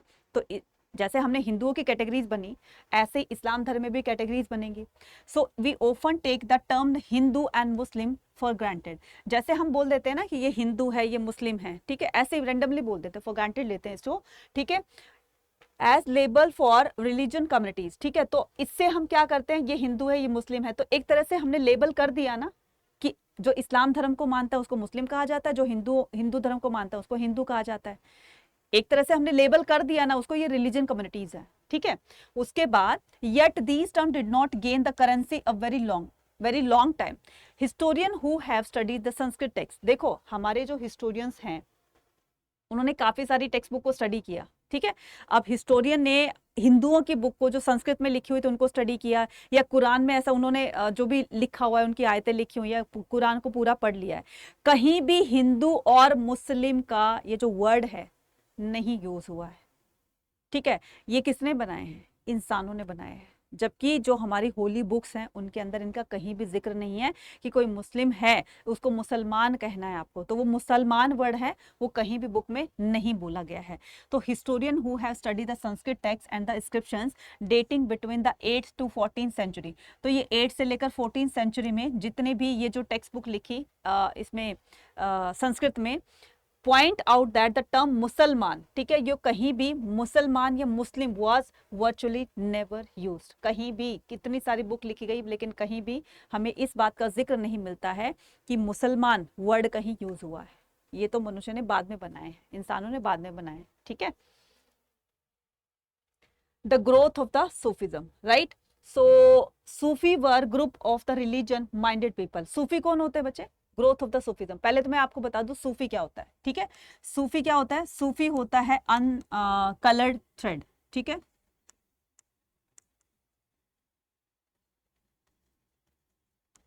अनकलर्ड थ्रेड, ठीक है। मतलब एक ऐसा धागा जो कि अनकलर्ड है, पवित्रता को शो करता है, ठीक है। तो इसमें बताया गया है कि Sufi were group of the religion minded. तो ये सूफी कौन होते थे, ठीक है, इसको कहते हैं वूल, ठीक है। मतलब एक ऐसी वूल, एक ऐसी ऊन जो कि अनकलर्ड है, ठीक है, अनकलर्ड है, बिल्कुल व्हाइट है, प्योर है, तो ये प्योरिटी को एक तरह से शो कर रहा है, ठीक है। So Sufi were group of the minded people. तो ये सूफीज कौन होते थे, सूफी जो होते थे ये माइंडेड पीपल, मतलब लोगों के जो एक तरह से माइंडेड पीपल यानी कि जिनको धर्म के बारे में बहुत अच्छी नॉलेज होती है, तो उनका ग्रुप क्या कहलाता है, सूफीज्म कहलाता है, ठीक है। सूफीज होते थे वो, राइट। तो सूफीज कौन हो गए, एक ग्रुप होता था किसका, रिलीजियस माइंडेड पीपल, जो धर्म के बारे में जानते थे, उन लोगों का एक ग्रुप होता था जिसको सूफीज कहते थे इस्लाम धर्म में। They were critically of the dogmatic, the definition and the scholastic method of the interpreting the Quran. इन्होंने क्या किया, कुरान को पढ़ा, देखो बात अगर यहाँ पर पढ़ने की है, होली बुक्स की है, तो अगर कोई हिंदुओं की बुक पढ़ रहा है और उसको अपने बुक में पढ़ करके उसको अपने एक्सपीरियंस के साथ में लोगों को बता रहा है, ठीक है, एक तो वो हो गया, और एक्चुअल में जो चीज लिखी है एक वो हो गई। तो जो कुरान में लिखी हुई एक्चुअल चीजें हैं तो उन्होंने पढ़ करके उन्होंने अपने एक्सपीरियंसेस को उसमें ऐड करके लोगों को एक नया तरीके से बताया। तो वो जो नया वर्जन है, एक नया तरीका है, ये लोगों को क्या बताएगा, ये लोगों को इन्फ्लुएंस करेगा और लोग जो है वो सूफी समुदाय की तरफ बढ़ते चले जाएंगे। They emphasize the interpretation of Quran on the basis of the personal experience. ये कुरान को अपने पर्सनल एक्सपीरियंस के साथ में लोगों को बताएंगे, उनमें लिखी हुई बातों को, और इस तरह से लोगों को कनेक्ट करेंगे, राइट। तो अब क्या करते हैं, आगे चलते हैं। आगे की कहानी क्या कहती है, खानका एंड द सिलसिला। तो खानका और सिलसिला क्या होता है, देखो, खानका एंड द सिलसिला, सिलसिला literal meaning a chain, signifies a continual link between the master and disciple। देखो, सिलसिला क्या होता है, सिलसिला होता है एक जो गुरु होता है, मास्टर होता है, अपने प्यूपल के साथ में उसका सिलसिला ये चलता ही आ रहा है, बहुत पहले से चलता आ रहा है। जैसे प्रोफेट मोहम्मद थे, प्रोफेट मोहम्मद ने जब एक प्रीचेस अपना देना स्टार्ट किया, अपने उपदेश, अपने टीचिंग्स देना स्टार्ट करी, लोगों को एक ज्ञान की बातें बतानी स्टार्ट करी, तो वो थे जब तक थे, फिर उनके बाद कोई उनका कोई शिष्य बना होगा, फिर उनके डेथ के बाद में फिर वो अपने प्रीचेस देने लगा, यानी कि उनकी पोस्ट उनको संभाली, फिर उनकी डेथ के बाद किसी और ने उनकी पोस्ट संभाली। तो इस तरीके से आप देख रहे हो ना कि पहले प्रोफेट मोहम्मद थे, फिर इनकी डेथ के बाद फिर कोई और इनकी गद्दी को संभालता है, फिर कोई और आता है, फिर कोई और आता है। तो ये क्या है, ये एक गुरु और उनके शिष्य का जो एक बाउंडेशन है, जो रिलेशन है, जो कनेक्शन है, इसको क्या कहते हैं, सिलसिला कहते हैं। और सिलसिला का लिटरल मीनिंग क्या होता है, सिलसिला का लिटरल मीनिंग होता है चेन। तो ये चेन चल रही है ना, पहले गुरु, फिर इसका शिष्य ही गुरु बन गया, फिर इसका शिष्य गुरु बन गया, फिर इसका शिष्य। तो गुरु और शिष्य के बीच का जो एक संबंध है वो क्या कहलाता है, वो कहलाता है सिलसिला। ठीक है, ये सिलसिला तो सदियों से चला रहा है, सिलसिला मतलब चेन। ठीक है, clear tradition. So stretching as an unbroken spiritual genealogy of the Prophet Muhammad, Sufi silsila began to appear the different part of the Islamic world around the 12th century। अभी जो सूफी सिलसिला होगा ये 12th सेंचुरी तक India में काफी जगहों तक फैल चुका होगा। ठीक है, क्योंकि ये अपने एक्सपीरियंसेस को बताकर, क्योंकि कुछ बातें ऐसी होती है जैसे हमारे गीता, महाभारत, रामायण में बताई गई हैं, तो कुछ बातें टिपिकल होती हैं ना, हर कोई इसको फॉलो नहीं कर सकता, उसको इजी तरीके से ये लोग बताएंगे और लोग इनसे इन्फ्लुएंस होंगे और इनके फॉलोवर्स बनेंगे। ठीक है, नेक्स्ट आता है आउटसाइड ऑफ द खानका। ठीक है, मैनी स्कॉन्ड दैट द खानका। अभी जो खानका होता है बच्चे, क्या होता है, खानका होता है कि एक ऐसा प्लेस होता है, एक ऐसी बिल्डिंग होती है, ठीक है, एक ऐसी बिल्डिंग होती है जहां पर विजिटर्स या जिनको प्रॉब्लम होती है, किसी न किसी अपनी लाइफ में प्रॉब्लम होती है, तो वो अपनी प्रॉब्लम्स को लेकर के शेख के पास जो कि खानका में रहता है उनकी ब्लेसिंग्स के लिए आएंगे। तो वो एक क्या हो गया, एक वो विजिटिंग प्लेस हो गया। Visiting place in the sense कि विजिटिंग भी नहीं कह सकते, कि एक ऐसा प्लेस जहां पर वो अपने शेख से मिलकर उनकी ब्लेसिंग्स को लेकर उनका आशीर्वाद लेने के लिए आते हैं। एक होली प्लेस कह सकते हो उनके लिए। ठीक है, और फिर वो उनसे ब्लेसिंग्स लेकर वापस अपने घर चले जाते हैं। ठीक है, तो सबसे पहले जानते हैं हम आउटसाइड ऑफ द खानका कि मैनी स्कोन्ड द खानका and took to mendicancy and observe the celibacy. ठीक है, अब ये जो कुरान में लिखी हुई बातें होती हैं या जो उनके स्कॉलर्स होते हैं जो बिल्कुल कुरान में लिखी हुई बातों को ही फॉलो करते हैं, ठीक है, वो इसको नहीं मानते हैं, सिलसिला को या सूफिज्म को नहीं मानते हैं, तो उन्होंने अपना एक अलग समुदाय बना लिया। ठीक है, और ये क्या करेंगे, भिक्षुक बन जाएंगे, और ये क्या करेंगे, भिक्षुक बन जाएंगे और सोसाइटी से बिल्कुल अलग रहने लगेंगे, और ये क्या करेंगे, ब्रह्मचर्य का पालन करेंगे। ठीक है, so they ignore the ritual, observe the extreme form of asceticism. ये उन रिचुअल को फॉलो नहीं करेंगे जो एक तरह से ऑर्थोडॉक्स होती हैं, मतलब कट्टर जो उसमें होता है ना कि कोई फ्लेक्सिबिलिटी नहीं होती कि आपको यही करना है तो यही करना है, नहीं कर सकते। जैसे अभी हमने क्या पढ़ा था, साधु नाथास जोगीस पढ़े थे ना, जो ब्राह्मणों को डायरेक्ट क्वेश्चन नहीं कर सकते थे तो वो जंगलों में जाकर रहेंगे, तपस्या करेंगे और अपना एक नया समुदाय बनाएंगे। ऐसे ही ये लोग होते थे जो उस बात को नहीं मानते थे, तो ये अपना एक अलग समुदाय बनाएंगे, अपनी एक अलग ऑर्गेनाइजेशन बनाएंगे। ठीक है, भिक्षुक बनेंगे और इसका पालन करेंगे ब्रह्मचर्य का। They were known as the different, ठीक है, they were known as the different name, उनको अलग अलग नामों से जाना जाएगा। कलंदर, ठीक है, आपने सुना होगा ना, दमादम मस्त कलंदर। अब वो कलंदर कौन होता है, जो दीन दुनिया से, मोह माया से, सांसारिक बंधनों से बिल्कुल छूट चुका है, परे आ चुका है, उसको कलंदर बोलते हैं। ठीक है, तो कलंदर हो गया, मदारीज हो गया, मलंग्स हो गया। ठीक है, मलंग भी सुना होगा, मलंग मलंग मलंग करके, है ना, गाना सुना है ना, वो मलंग वही होते हैं जो मतलब दीन दुनिया से परे हो चुके हैं, मोह माया से परे हो चुके हैं। ठीक है, तो उनको कलंदर, मदारीज, मलंग्स, हैदरीज एटसेट्रा बोला जाएगा, because they are deliberate the defiance and the sharias they were often refer to the बेशरिया और बाशरिया। बेशरिया और बाशरिया होता है कि जहां पर बेशरिया में उनको एक स्ट्रिक्ट रूल फॉलो किए जाते हैं किसके, कुरान के। बाशरिया होगा जिसमें मॉडिफाई करके लोग उसके रूल्स को फॉलो करेंगे, ठीक है। तो इस तरीके से बाशरिया और बेशरिया को ही Sufi who compiled with it, right. तो यही लोग इसको कंपाइल करेंगे, ठीक है। So the Chishti in the subcontinent. अब आएगा चिश्ती समुदाय जो कि बहुत पॉपुलर होगा इंडिया में, ठीक है, बहुत पॉपुलर होगा इंडिया में। और ये चिश्ती क्या होता है देखना, Chishti in the subcontinent. Life of the Chishti खानका, द खानका was the centre of the social life, it comprise several small room.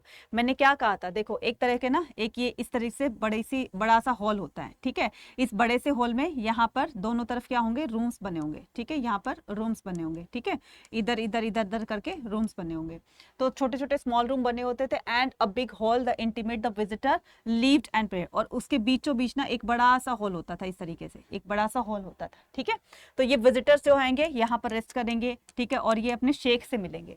The Sheikh, जो शेख होता था, lived in a small room. और द ये जो हॉल है ना, इसकी रूफ पर, इसकी छत पर एक छोटा सा रूम बना होगा, उस रूम में शेख रहता था, ठीक है, उस रूम में शेख रहता था। और ये जो शेख होता था ये मॉर्निंग में और इवनिंग में, ठीक है, लोगों से, विजिटर्स से मिलने के लिए आता था, जिनको प्रॉब्लम होती थी अपनी ब्लेसिंग्स देने के लिए आता था। और वाकई में इनकी जो ब्लेसिंग्स होती थी ना वो बहुत फ्रूटफुल होती थी, फ्रूटफुल इन द सेंस कि बहुत लाभदायक होती थी। जो भी उनसे ब्लेसिंग्स लेकर जाता था तो उसकी प्रॉब्लम सॉल्व हो जाती थी, ठीक है। ना सिर्फ ये सताए हुए लोग, प्रॉब्लमेटिक ही लोग आते थे, बल्कि लोग ऐसे भी जनरली ही इनसे ब्लेसिंग्स लेने के लिए आ जाते थे जिनको कोई प्रॉब्लम नहीं होती थी, ठीक है। जैसे राजा हो गए, ठीक है, किंग हो गए, किंग भी इनसे मिलने के लिए आते थे। बड़े बड़े मर्चेंट ट्रेडर्स हो गए, पोएट्स हो गए, ऑथर्स हो गए, जो राजा के दरबार में काम करते थे, वो भी इनसे नॉर्मली जनरली मिलने के लिए आ जाते थे, ठीक है। और फिर जैसे हमारे यहाँ मंदिरों में वो होता है, भंडारा लगता है, ठीक है। जैसे सिखों में क्या होता है, गुरुद्वारा में लंगर लगता है खाने के लिए, है ना, विजिटर्स आते हैं, खाना खाते हैं, प्रसाद वगैरह लेते हैं। इसी तरह से वहां पर एक ओपन किचन होती थी, from the morning to till evening लोगों को वहां पर खाना खिलाया जाता था। और सुबह से शाम तक लोग अपनी प्रॉब्लम्स को लेकर आते थे, खाना खाते थे, रेस्ट करते थे, फिर वापस अपने घर चले जाते थे। Came to blessings the sheikh various the matters. Other visitors include the poets such as the अमीर हसन सिद्दी, ठीक है, और अमीर खुसरो। तो इसमें कुछ ग्रेट पोएट के नाम भी बताए गए हैं कि ये लोग भी वहाँ खानका में शेख की ब्लेसिंग्स लेने के लिए जाते थे। ये वही अमीर खुसरो है जो उनके साथ में था, जिनको तोता हिंद भी बोला जाता है, ठीक है। इनको क्या बोला जाता है, तोता ए हिंद, ठीक है, इसको तोताई हिंद भी बोला जाता है। और ये वही अमीर खुसरो है जो अलाउद्दीन खिलजी के साथ में रहता था ना, जो शेर व शायरी करता था, ये वही है ना। शायद आपने पद्मावत मूवी देखी है कि नहीं देखी है, नहीं देखी है तो देखना जरूर, उसी में ही ये अमीर खुसरो मिलेगा, right. So court historian Ziauddin Barani, तो ऐसे थे, Ziauddin Barani wrote the about the sheikh. तो इन्होंने क्या किया, ये जो बड़े बड़े लेखक होते थे ये भी इनकी ब्लेसिंग्स के लिए आते थे।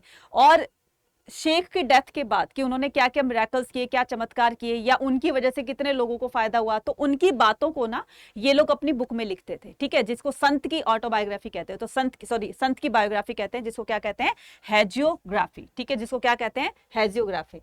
तो ये लोग संत शेख के डेथ के बाद इन पर बुक वगैरह भी लिखते थे, जिनको हैजियोग्राफी बोलते थे, राइट।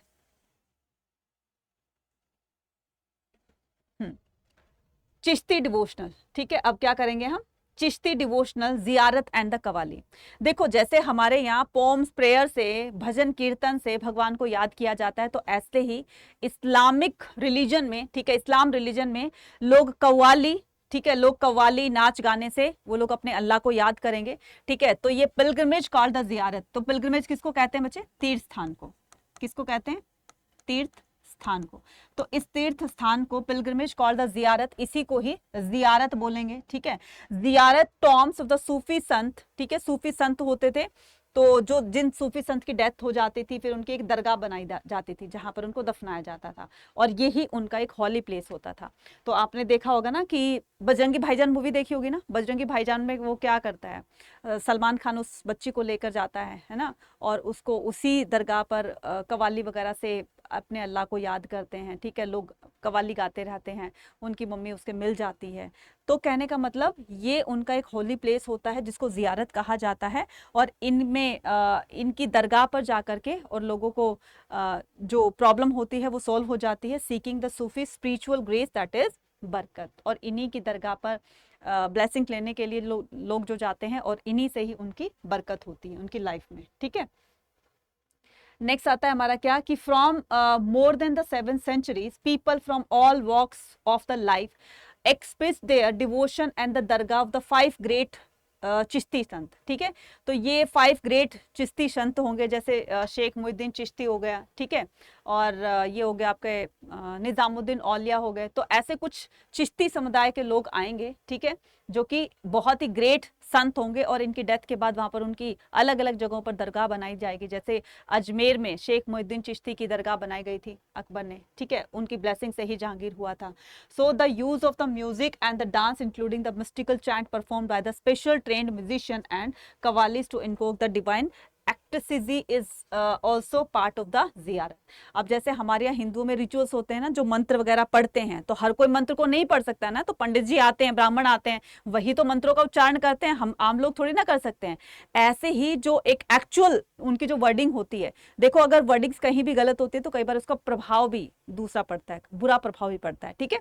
तो एक्चुअल में इनकी प्रोनाउंसिएशन होनी चाहिए, ठीक है। To use the music and the dance including the mystic chant, chant का मतलब होता है उच्चारण करना, perform by the special trained the musician, जो ट्रेन्ड म्यूजिशियन होता था जिसको ये सारी चीजें आती थी, उसी को ही इस तरह के टास्क दिए जाते थे। और the qawwalis to invoke the divine ecstasy in the part of the ziyarat, और वही लोग वो अपना जो हारमोनियम वगैरह गाते हैं, ठीक है, बजाते हैं, या फिर वो कवाली गाते हैं। कवाली में क्या क्या वर्डिंग्स यूज होनी चाहिए, तो इस तरह की एक स्किल्ड पर्सन ही कर सकता है जिसको ये सारी चीजें आती हो, ट्रेन्ड पर्सन ही, right. Language and the communication, language किसी भी भक्ति को लगा लो, किसी भी काम में लगा लो, लैंग्वेज एक अपना एक इंपॉर्टेंट रोल प्ले करती है, किसी भी फील्ड में लगा लीजिए, ठीक है, चाहे वो बिजनेस के पर्पज से है, चाहे वो भक्ति के पर्पज से है, चाहे वो XYZ किस पढ़ने के पर्पज से, कुछ भी लगा लीजिए, लैंग्वेज जो होती है एक बहुत इंपॉर्टेंट रोल प्ले करती है।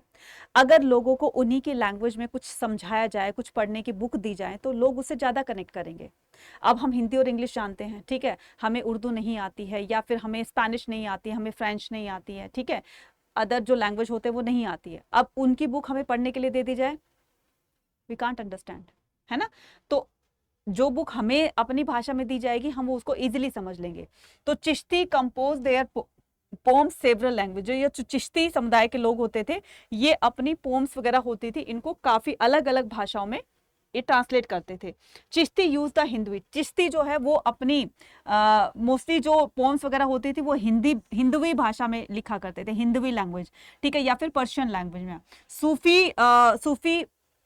सूफी such as the Baba Farid compose the poetry local language. अभी जो सूफी एक संत थे जिसका नाम था बाबा फरीद, ठीक है, जिनका नाम था बाबा फरीद, इन्होंने लोगों की लोकल लैंग्वेज में अपनी कंपोजिशंस की, ठीक है, इन्होंने अपनी पोम्स को, अपनी प्रेयर को लोगों की लोकल लैंग्वेज में ट्रांसलेट करके दिया।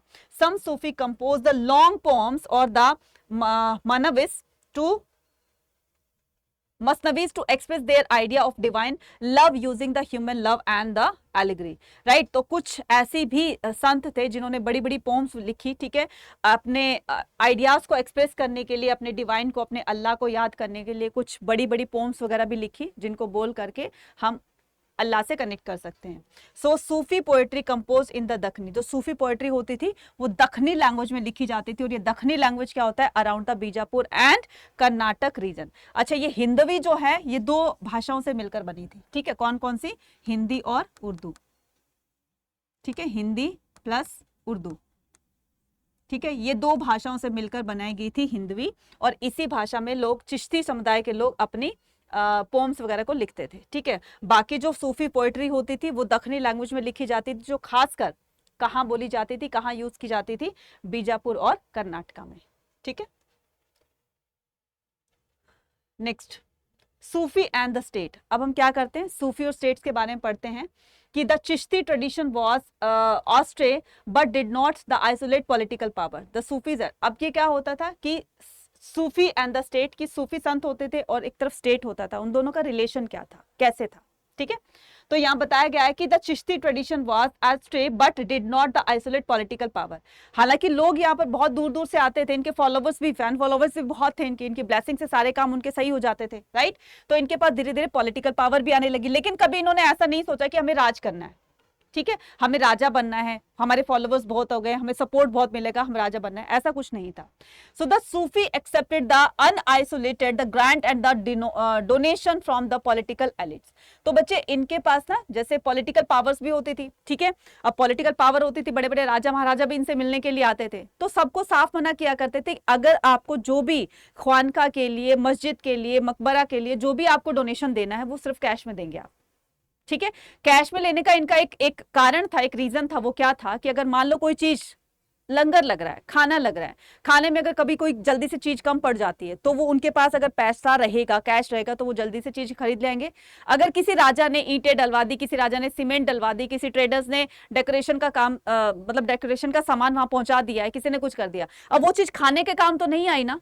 इसीलिए ये लोग कहते थे कि हमें जो आप जो भी कुछ अपना डोनेशन देते हो, जो भी दान दक्षिणा देते हो, तो वो कैश में दिया करो, ठीक है। और ये क्या करते थे, the sultan setup the charitable trust. तो सुल्तान क्या करता था, चैरिटेबल ट्रस्ट में, जो एक चैरिटेबल ट्रस्ट होता है ना, आप जानते ही हो, उसको औकाफ कहा जाता था, as the endowments the hospices and the granted tax free land इनाम। तो इनको जो लैंड ग्रांट की जाती थी किनको, खानका बनाने के लिए, मॉस्क बनाने के लिए, मकबरे बनवाने के लिए जो लैंड ग्रांट की जाती थी राजा की तरफ से, वो टैक्स फ्री होता था। ये तो हमारे मंदिरों में होता है, जो मंदिर की जो लैंड होती है ना, उस पर कोई टैक्स नहीं लगता है, जैसे हमारे यहाँ हाउस टैक्स देते हैं, ठीक है, उस पर इस तरह से जो मंदिर टेम्पल्स वगैरह बने होते हैं उस पर किसी तरह का कोई टैक्स नहीं लगाया जाता है। डोनेशन आता है उस पर भी टैक्स नहीं लगाया जाता है, ठीक है। तो ऐसे ही मुस्लिम में थे। तो the Chishti accepted the donation in the cash kind of the use to, अभी यानी मैंने सारा बताया ना, तो इस तरह से वो अपनी रिचुअल नेसेसिटीज को उसी टाइम में कंप्लीट कर सकते थे। नेक्स्ट आता है हमारा new devotional part, dialogue and the descendant in the north India. During the 14 एंड 15 century Kabir was one of the, तो 14 और 15 सेंचुरी में अब एक नया नॉर्थ इंडिया में एक नया ट्रेडिशन लाते हैं, ठीक है। नए नए डिवोशनल पाथ, नए नए एक अलग अलग तरीके के रास्ते लोगों को दिखाए जाएंगे। तो उनमें से एक रास्ता दिखाने वाले एक बहुत बड़े ज्ञानी संत थे जिसका नाम था कबीर, ठीक है। सो वो एक बाय प्रोफेशन एक जुलाहा थे, एक वीवर थे, ठीक है। तो अपनी पोम्स वगैरह से या अपनी टीचिंग से ये लोगों को इन्फ्लुएंस करेंगे, ठीक है। So example of the poet verses attribute the Kabir have been compiled in the 3 distinct tradition. तो कबीर के ना 3 जो है वो ट्रेडिशन चलेंगे। कबीर की डेथ के बाद उनके जो फॉलोवर्स थे वो इनकी कही गई टीचिंग्स को, इनकी टीचिंग्स को कंपाइल करके बुक में लिख करके उसको 3 भागों में बांटेंगे, ठीक है। और इनके जो ट्रेडिशन होंगे, यानी कि इनको जो कबीर के जो फॉलोवर्स होंगे ना, वो 3 भागों में बट जाएंगे। मेरा कहने का मतलब ये है, फॉलोवर्स हो गए, एक फॉलोवर्स हो गए, तो एक अलग रास्ते जाएगा, एक अलग रास्ते जाएगा, एक अलग रास्ते जाएगा, ठीक है। तो ये 3 डिस्टिंक्ट ट्रेडिशन बनेंगे, ठीक है, कबीर के। तो weaving and the divine fabric the Kabir बीजक इज प्रिजर्व्ड बाय द, जो कबीर का एक पंथ बनेगा, कबीर का एक समुदाय बनेगा, एक जो इनकी ब्रांच बनेगी, उनको कबीर पंथ कहा जाता है। और ये कबीर पंथ कहाँ के होंगे, द पाथ और द सेक्ट ऑफ पोएट, जो कबीर की एक्चुअल टीचिंग को फॉलो करेंगे, ठीक है। और ये वाराणसी उत्तर प्रदेश में ये पंथ बनेगा जिसका नाम क्या होगा, कबीर पंथ। उसके बाद कबीर की ग्रंथावली इज एसोसिएटेड विद द दादू पंथ इन राजस्थान। जैसे ये उत्तर प्रदेश उसमें बनाना, वाराणसी उत्तर प्रदेश में बना, तो ऐसे दादू पंथ बनेगा राजस्थान में, ठीक है। वो कबीर की ग्रंथावली को वो करेगा, प्रिजर्व करेगा। ग्रंथावली का मतलब होता है उसकी वाणी, जैसे आपने सुना होगा ना, ऐसी वाणी बोलिए मन का आपा खोए, औरन को शीतल करे आप हो शीतल होए, ठीक है। तो इस तरह की कबीर की वाणी जो होगी, ये दादू पंथ जो कि राजस्थान में बनेगा, ये उनकी वाणी को प्रिजर्व करेगा। उसके बाद क्या होगा कि and many of his composition found in the आदि ग्रंथ, और कुछ इनकी कंपोजिशन आदि ग्रंथ में भी इंक्लूड की जाएंगी। ये एक इतने बड़े ज्ञानी थे कि इनकी कंपोजिशंस को, इनकी बताई हुई टीचिंग्स को, इनकी बताई हुई बातों को अलग अलग जगहों पर मेंशन किया जाएगा, ठीक है। All these compilation were made after the death of, और ये सारी कंपाइलेशन जो है वो इनकी डेथ के बाद लिखी जाएंगी।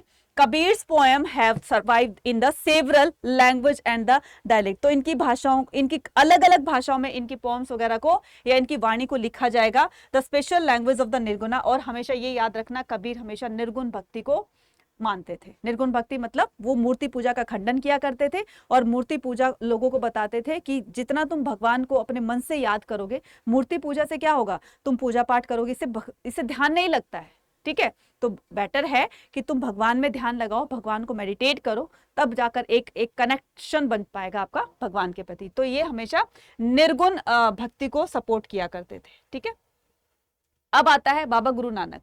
बाबा गुरु नानक का जन्म जो है वो कब, बाबा गुरु नानक का जन्म 1469, ठीक है। तो ये 1469 में ननकाना साहिब में, जो कि रावी रिवर पंजाब में है, ठीक है, वहां पर हुआ था। He train to be an accountant. Starting से ही ना गुरु नानक का जो नेचर था वो बहुत ही क्या बोलते हैं, स्पिरिचुअल नेचर का था। मतलब spiritual nature in the sense कि भक्ति भावना में या धार्मिक विचारों के ये ज्यादा थे। तो एक बार एक छोटा सा, जो आपने क्लास 6 में पढ़ा होगा ना, कि एक बार गुरु नानक जी को उनकी मदर ने कुछ पैसे दिए, ठीक है, कि जाकर के किचन का सामान लेकर आओ। तो कुछ पैसे दिए और वो जाकर के जब जाते हैं तो रास्ते में उनको कुछ साधु बाबा, भूखे साधु बाबा दिखाई देते हैं।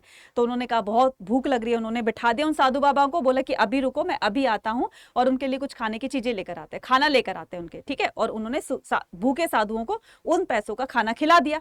तो जब उनकी शाम को जब वो आए तो उनकी मम्मी ने पूछा कि बताओ पैसे कहाँ हैं जो तुम्हें दिए थे, सामान लेकर आए कि नहीं आए। सारी बात अपनी मम्मी को बताई। इनकी मम्मी बड़ी खुश होती है कि स्टार्टिंग से ही मेरा बेटा जो है एक धार्मिक प्रवृत्ति का। इनके दोस्त कौन होते थे पता है, इनके दोस्त होते थे साधु सन्यासी वगैरह, है ना। तो ऐसे नहीं थे कि जैसे आपकी एज के जो दोस्त होंगे वो आप ही के सेम उसके प्रवृत्ति के होंगे, तो सेम एज के होंगे, राइट, सेम थोड़ा सिमिलरिटीज होंगी। तो इनके जो दोस्त होते थे वो सारे कौन होते थे, साधु बाबा, साधु सन्यासी होते थे। ही वॉज मैरिड, ठीक है। तो इनके फादर ने इनकी मैरिज भी जल्दी कर दी थी कि इनका जो है मतलब घरेलू अगर इनकी लाइफ स्टार्ट हो जाती है, ठीक है, तो ये भक्ति वगैरह में कम वो करेंगे, ध्यान करेंगे। लेकिन इनका ध्यान तो भक्ति में ही था स्टार्टिंग से ही।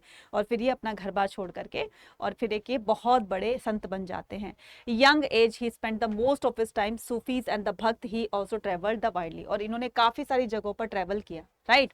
अब इसके बाद पढ़ते हैं Meera and the devotional princess. Meera के बारे में तो काफी बहुत कुछ जानते भी होंगे कि मीरा जो है वो लॉर्ड कृष्णा की डिवोटीज थी, ठीक है। लॉर्ड कृष्णा को अपना सब कुछ मान चुकी थी, अपने पेरेंट्स भी, अपना दोस्त भी, सखा भी जिसको बोलते हैं ना, अपना हस्बैंड भी, अपना लवर भी, ईच एंड एवरीथिंग उसने अपने आप को पूरी तरह से समर्पित कर दिया था लॉर्ड कृष्णा को, ठीक है। हालांकि ये जो थी एक राजपूत प्रिंसेस थी, ठीक है, from the Merta in the Mewar. Mewar की ये राजपूत प्रिंसेस थी, ठीक है। She was married. तो इनकी मैरिज होती है, हालांकि इन्होंने मना किया, इनकी मर्जी के खिलाफ इनकी शादी की गई। किससे की गई, सिसोदिया जो क्लान था, ठीक है, सिसोदिया क्लान था, उनके राजकुमार से इनकी शादी की गई। लेकिन इन्होंने साफ मना कर दिया, देखो भाई सामाजिक तौर पर तो मैं तुम्हारे से शादी कर रही हूँ, लेकिन ये एक्सपेक्ट मत करना कि एक पत्नी का जो धर्म होता है, ये एक वाइफ जो काम करती है वो मैं तुम्हारे लिए करूंगी, टू बी वेरी फ्रैंक, ठीक है।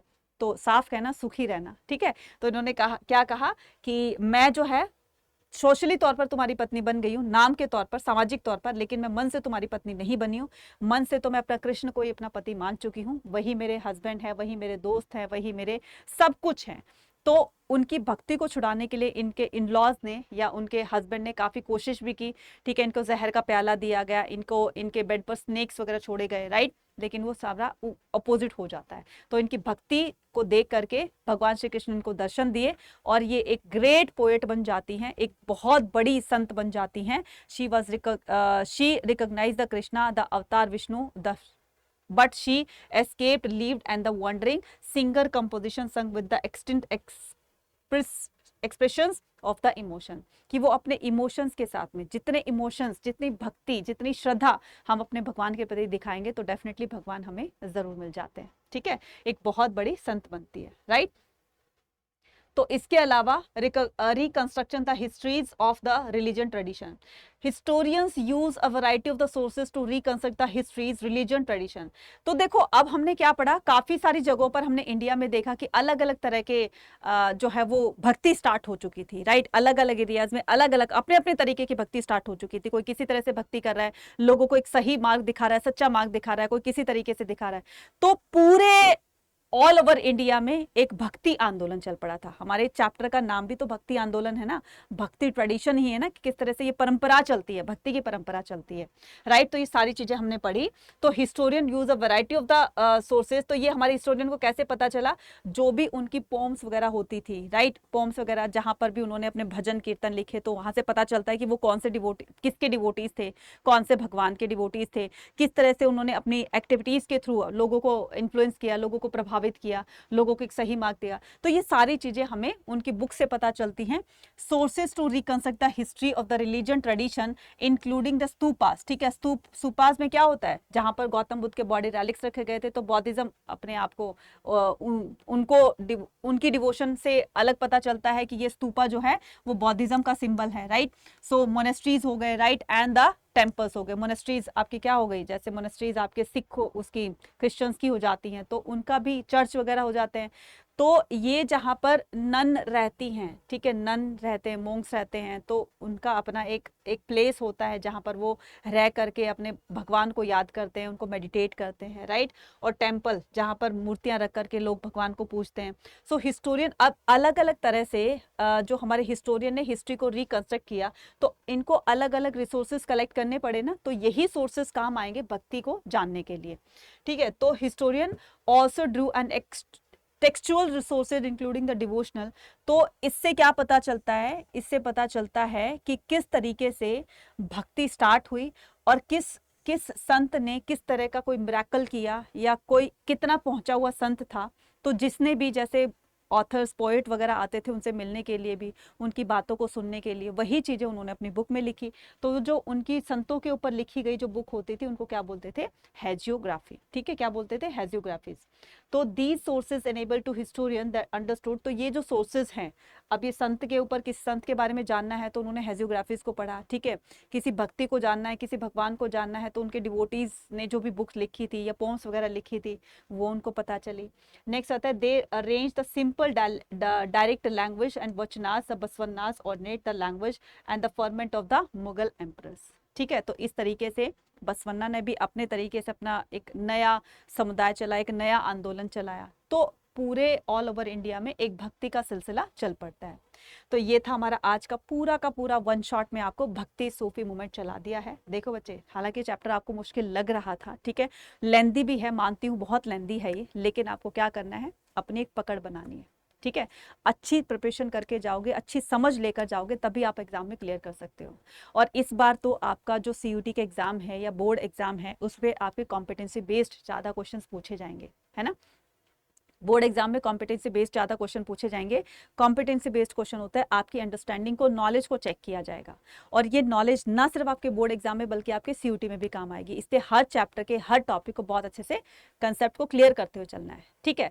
जब आपका एक बार सिलेबस खत्म हो जाएगा पूरा, फिर हम क्या करेंगे, रिवीजन की तरफ बढ़ेंगे, रिवीजन बहुत अच्छी करेंगे, रिवीजन के बाद प्रैक्टिस क्वेश्चंस लगाएंगे, मॉक टेस्ट लगाएंगे, पीवाईक्यूज लगाएंगे। ये आपको पता है, ये सारी चीजें, ये सारी प्रॉब्लम आपकी सॉल्व हो सकती है कहां पर, हमारे इस श्रेष्ठ बैच में, ठीक है। तो श्रेष्ठ बैच को अभी तक जिसने ज्वाइन नहीं किया है, फटाफट से ज्वाइन कर लेंगे, क्योंकि ये हमारा लेटेस्ट बैच है। इसकी क्लासेस 16 अगस्त से स्टार्ट हो चुकी हैं, ठीक है। तो अभी भी देर नहीं हुई है बच्चे। सोचते रहोगे ना कि आज नहीं कल नहीं, आज नहीं कल नहीं, तो कल करे सो आज कर, आज करे सो अब। सर पे एग्जाम आ जाएंगे, तैयारी करोगे कब? तो कहने का मतलब ये कि आपके एग्जाम जब सर पे आ जाएंगे तब आप सोच रहे हो कि मैं तैयारी तब करूंगा, तो बिल्कुल गलत सोच रहे हो।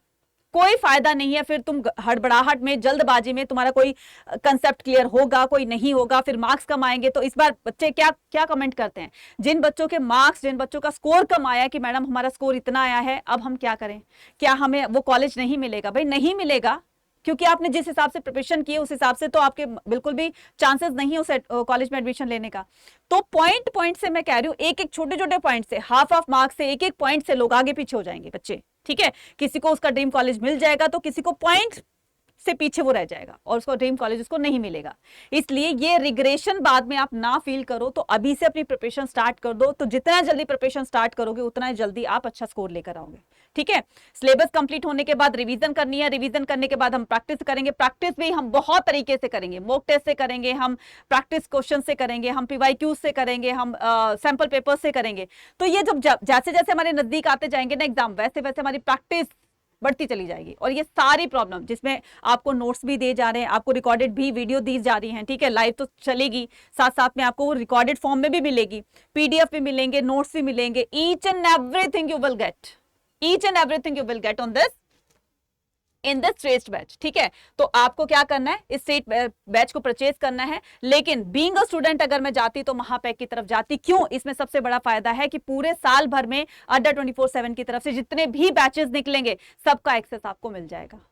आपने एक बार एनरोल कर लिया महापैक में, इसका मतलब ये कि आपका एक बार सिलेबस खत्म हो गया। जब दूसरे बच्चे नए इसमें ऐड होंगे, दूसरे नया बैच आएगा, तो वो महापैक वाले बच्चे दूसरे में भी ऐड हो जाएंगे अपने आप, बिना कोई पैसा खर्च किए। तीसरी बार जब आपका ये 2 बार सिलेबस खत्म हो गया, थर्ड टाइम जब बच्चा नया आएगा नए बैच में, तो ये महापैक वाले बच्चे फिर उसमें आ जाएंगे। तो आप ये सोचिए कितनी अच्छी तैयारी करके आप जा सकते हो। ठीक है ना, कितनी अच्छी तैयारी आप करके जा सकते हो। इस पर मैक्सिमम डिस्काउंट पाने के लिए आप कूपन कोड यूज करना Y489। इस पर आपको मैक्सिमम डिस्काउंट मिलेगा, चाहे वो किसी भी स्ट्रीम का है। बस आपको क्या करना है, कूपन कोड याद रखना, इसी से आपको मैक्सिमम डिस्काउंट मिलेगा। ठीक है, और अगर आप चाह रहे हो कि मैम मुझे अभी सीयूटी की तैयारी नहीं करनी है, मुझे सिर्फ क्लास बोर्ड एग्जाम की तैयारी करनी है 12th की, तो उसके लिए इग्नाइट बैच है, इसका प्राइस ये है। ठीक है, इस पर भी आपको मैक्सिमम डिस्काउंट मिलेगा जब आप कूपन कोड यूज करोगे Y489। चैनल को अगर सब्सक्राइब नहीं किया तो फटाफट से चैनल को सब्सक्राइब कर लेंगे, कमेंट करेंगे, लाइक करेंगे और शेयर करेंगे। ठीक है, अब इसको आपको कैसे परचेज करना है, ठीक है, तो आपको जाना है कहां पर, आपको जाना है गूगल बाबा के पास। ठीक है, तो आपने क्रोम ओपन किया, ठीक है, यहां पर आप टाइप करेंगे अड्डा 24/7, और अगर मोबाइल एप्लीकेशन को डाउनलोड कर लोगे तो और भी अच्छी बात है। ठीक है, क्लियर, ओके। ठीक है, तो हम यहां करेंगे अड्डा 247। ठीक है, अड्डा 24/7 ये लीजिए। ठीक है, ये ओपन हो गया। ठीक है, ओपन होने के बाद क्या करेंगे, जो फर्स्ट हमारा ऑप्शन आएगा, ठीक है, ये रहा आपका फर्स्ट ऑप्शन, यहां पर क्लिक किया। जैसे आपने यहां पर क्लिक किया तो आपका आएगा यहां पर ऑल कोर्सेज पर आपको क्लिक करना है। तो जैसे आपने ऑल कोर्सेज पर क्लिक किया, यहां पर अंडर ग्रेड एंट्रेंस एग्जाम, इसमें आपको 2 एग्जाम की तैयारी करवाई जा रही है, आपके बोर्ड एग्जाम प्लस आपका सीयूटी एग्जाम। ठीक है, अंडर ग्रेड एग्जाम कर दिया, सीयूटी कर दिया, यहाँ पर आपको करना है आर्ट्स पे। ठीक है, आर्ट्स पे क्लिक कर दिया, ये रहा हमारा महापैक। याद रखना क्लास 12th में आपको डोमेन सब्जेक्ट करवाए जाएंगे, जिसमें आपको डोमेन सब्जेक्ट की तैयारी करवाई जाएगी, और इस श्रेष्ठ बैच में आपको क्लास 12th और सीयूटी एग्जाम दोनों की तैयारी करवाई जाएगी। इसलिए क्या करना है, आपको इसको ओपन करना है। ठीक है, जैसे आपने इसको ओपन किया तो सबसे पहले मैं बता दूं कि अगर आपको एडमिशन के रिगार्डिंग कोई भी क्वेरी चाहिए तो आपको ये फोन नंबर दिया गया है, तो इस पर आप कांटेक्ट करके किसी भी प्रॉब्लम का सोल्यूशन ले सकते हैं एडमिशन के रिगार्डिंग। ठीक है, उसके बाद 550 आवर्स की आपको लाइव क्लासेस मिल रही है, 5 टेस्ट सीरीज मिल रही है, और आपको 6 ई बुक्स मिल रही है। राइट, तो आपको क्या करना है, recorded interactive classes expert faculty से पढ़ने का मौका आपको मिल रहा है। तो आपको पता है कि अड्डा 24/7 की फैकल्टीज किस तरीके से पढ़ाती है और किस तरह से का रिजल्ट आता है। जल्दी से ज्वाइन करें और अपने सपने को पूरा कीजिए। बाय नाउ पे क्लिक करना है, जैसे आपने बाय नाउ पे क्लिक किए थे बस आपको कोड लगाना है Y489। ठीक है, तो बस आपको ये कोड अप्लाई कर देना है। जैसे ये कोड अप्लाई किया तो आपका ये कोर्स कितने का आ गया, ये कोर्स हो गया आपका 8714 का। ठीक है बच्चे, पैसे को मत देखो यार, आप अपने सपने को देखो। सपना आपने ऊंचा सोचा है ना, बहुत ऊपर सोचा है। ठीक है, और बहुत हाई लेवल का सोचा है। अब उस हाई लेवल के लिए तो आपको हाई तरीके से प्रिपरेशन भी तो करनी पड़ेगी ना, हाई रास्ता भी तो अपनाना पड़ेगा ना। और आप ये देखिए, जब आप ऑफलाइन ट्यूशन लगाओगे, कहीं भी लगाओगे, खुद से पढ़ोगे, क्या करोगे, मान लो खुद से भी पढ़ रहे हो आप, ठीक है, खुद से नोट्स बनाओगे, ठीक है, खुद से सारा सिलेबस कंप्लीट करोगे, डाउट होगे कहाँ से लोगे, डाउट भी चलो ले लिया आपने इंटरनेट से, बच्चे इतना टाइम होगा। क्वांट रीजनिंग हो गई आपकी, ठीक है, आपके डोमेन सब्जेक्ट्स हो गए, इंग्लिश हो गई, कहाँ से करोगे, इतना टाइम कहाँ से निकालोगे। इसमें आपकी रेगुलरिटी बनी रहेगी, कंसिस्टेंसी बनी रहेगी, टीचर्स से आपको पढ़ने का मौका मिल रहा है, जब भी कोई डाउट हो तो आप डायरेक्ट टीचर्स से बात कर सकते हो। ठीक है, तो बच्चे पैसे को मत देखिए, अगर ऑफलाइन ट्यूशन जाते हैं तो उससे ये सस्ता ही पड़ेगा, क्योंकि 12 मंथ में आप 8714 रुपीज पे कर रहे हो। एक महीने में यार 1000 रुपया भी नहीं दे रहे हो, और वो भी 6-7 सब्जेक्ट का।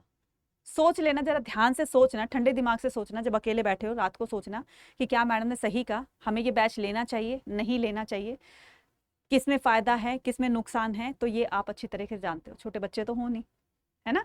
चलिए मिलते हैं अपनी नेक्स्ट क्लास में, और हाँ जल्दी से जल्दी ज्वाइन कीजिएगा क्योंकि क्लासेस ऑलरेडी स्टार्ट हो चुकी हैं, देर मत कीजिएगा नहीं तो फिर बाद में बहुत देर हो जाएगी। Bye bye.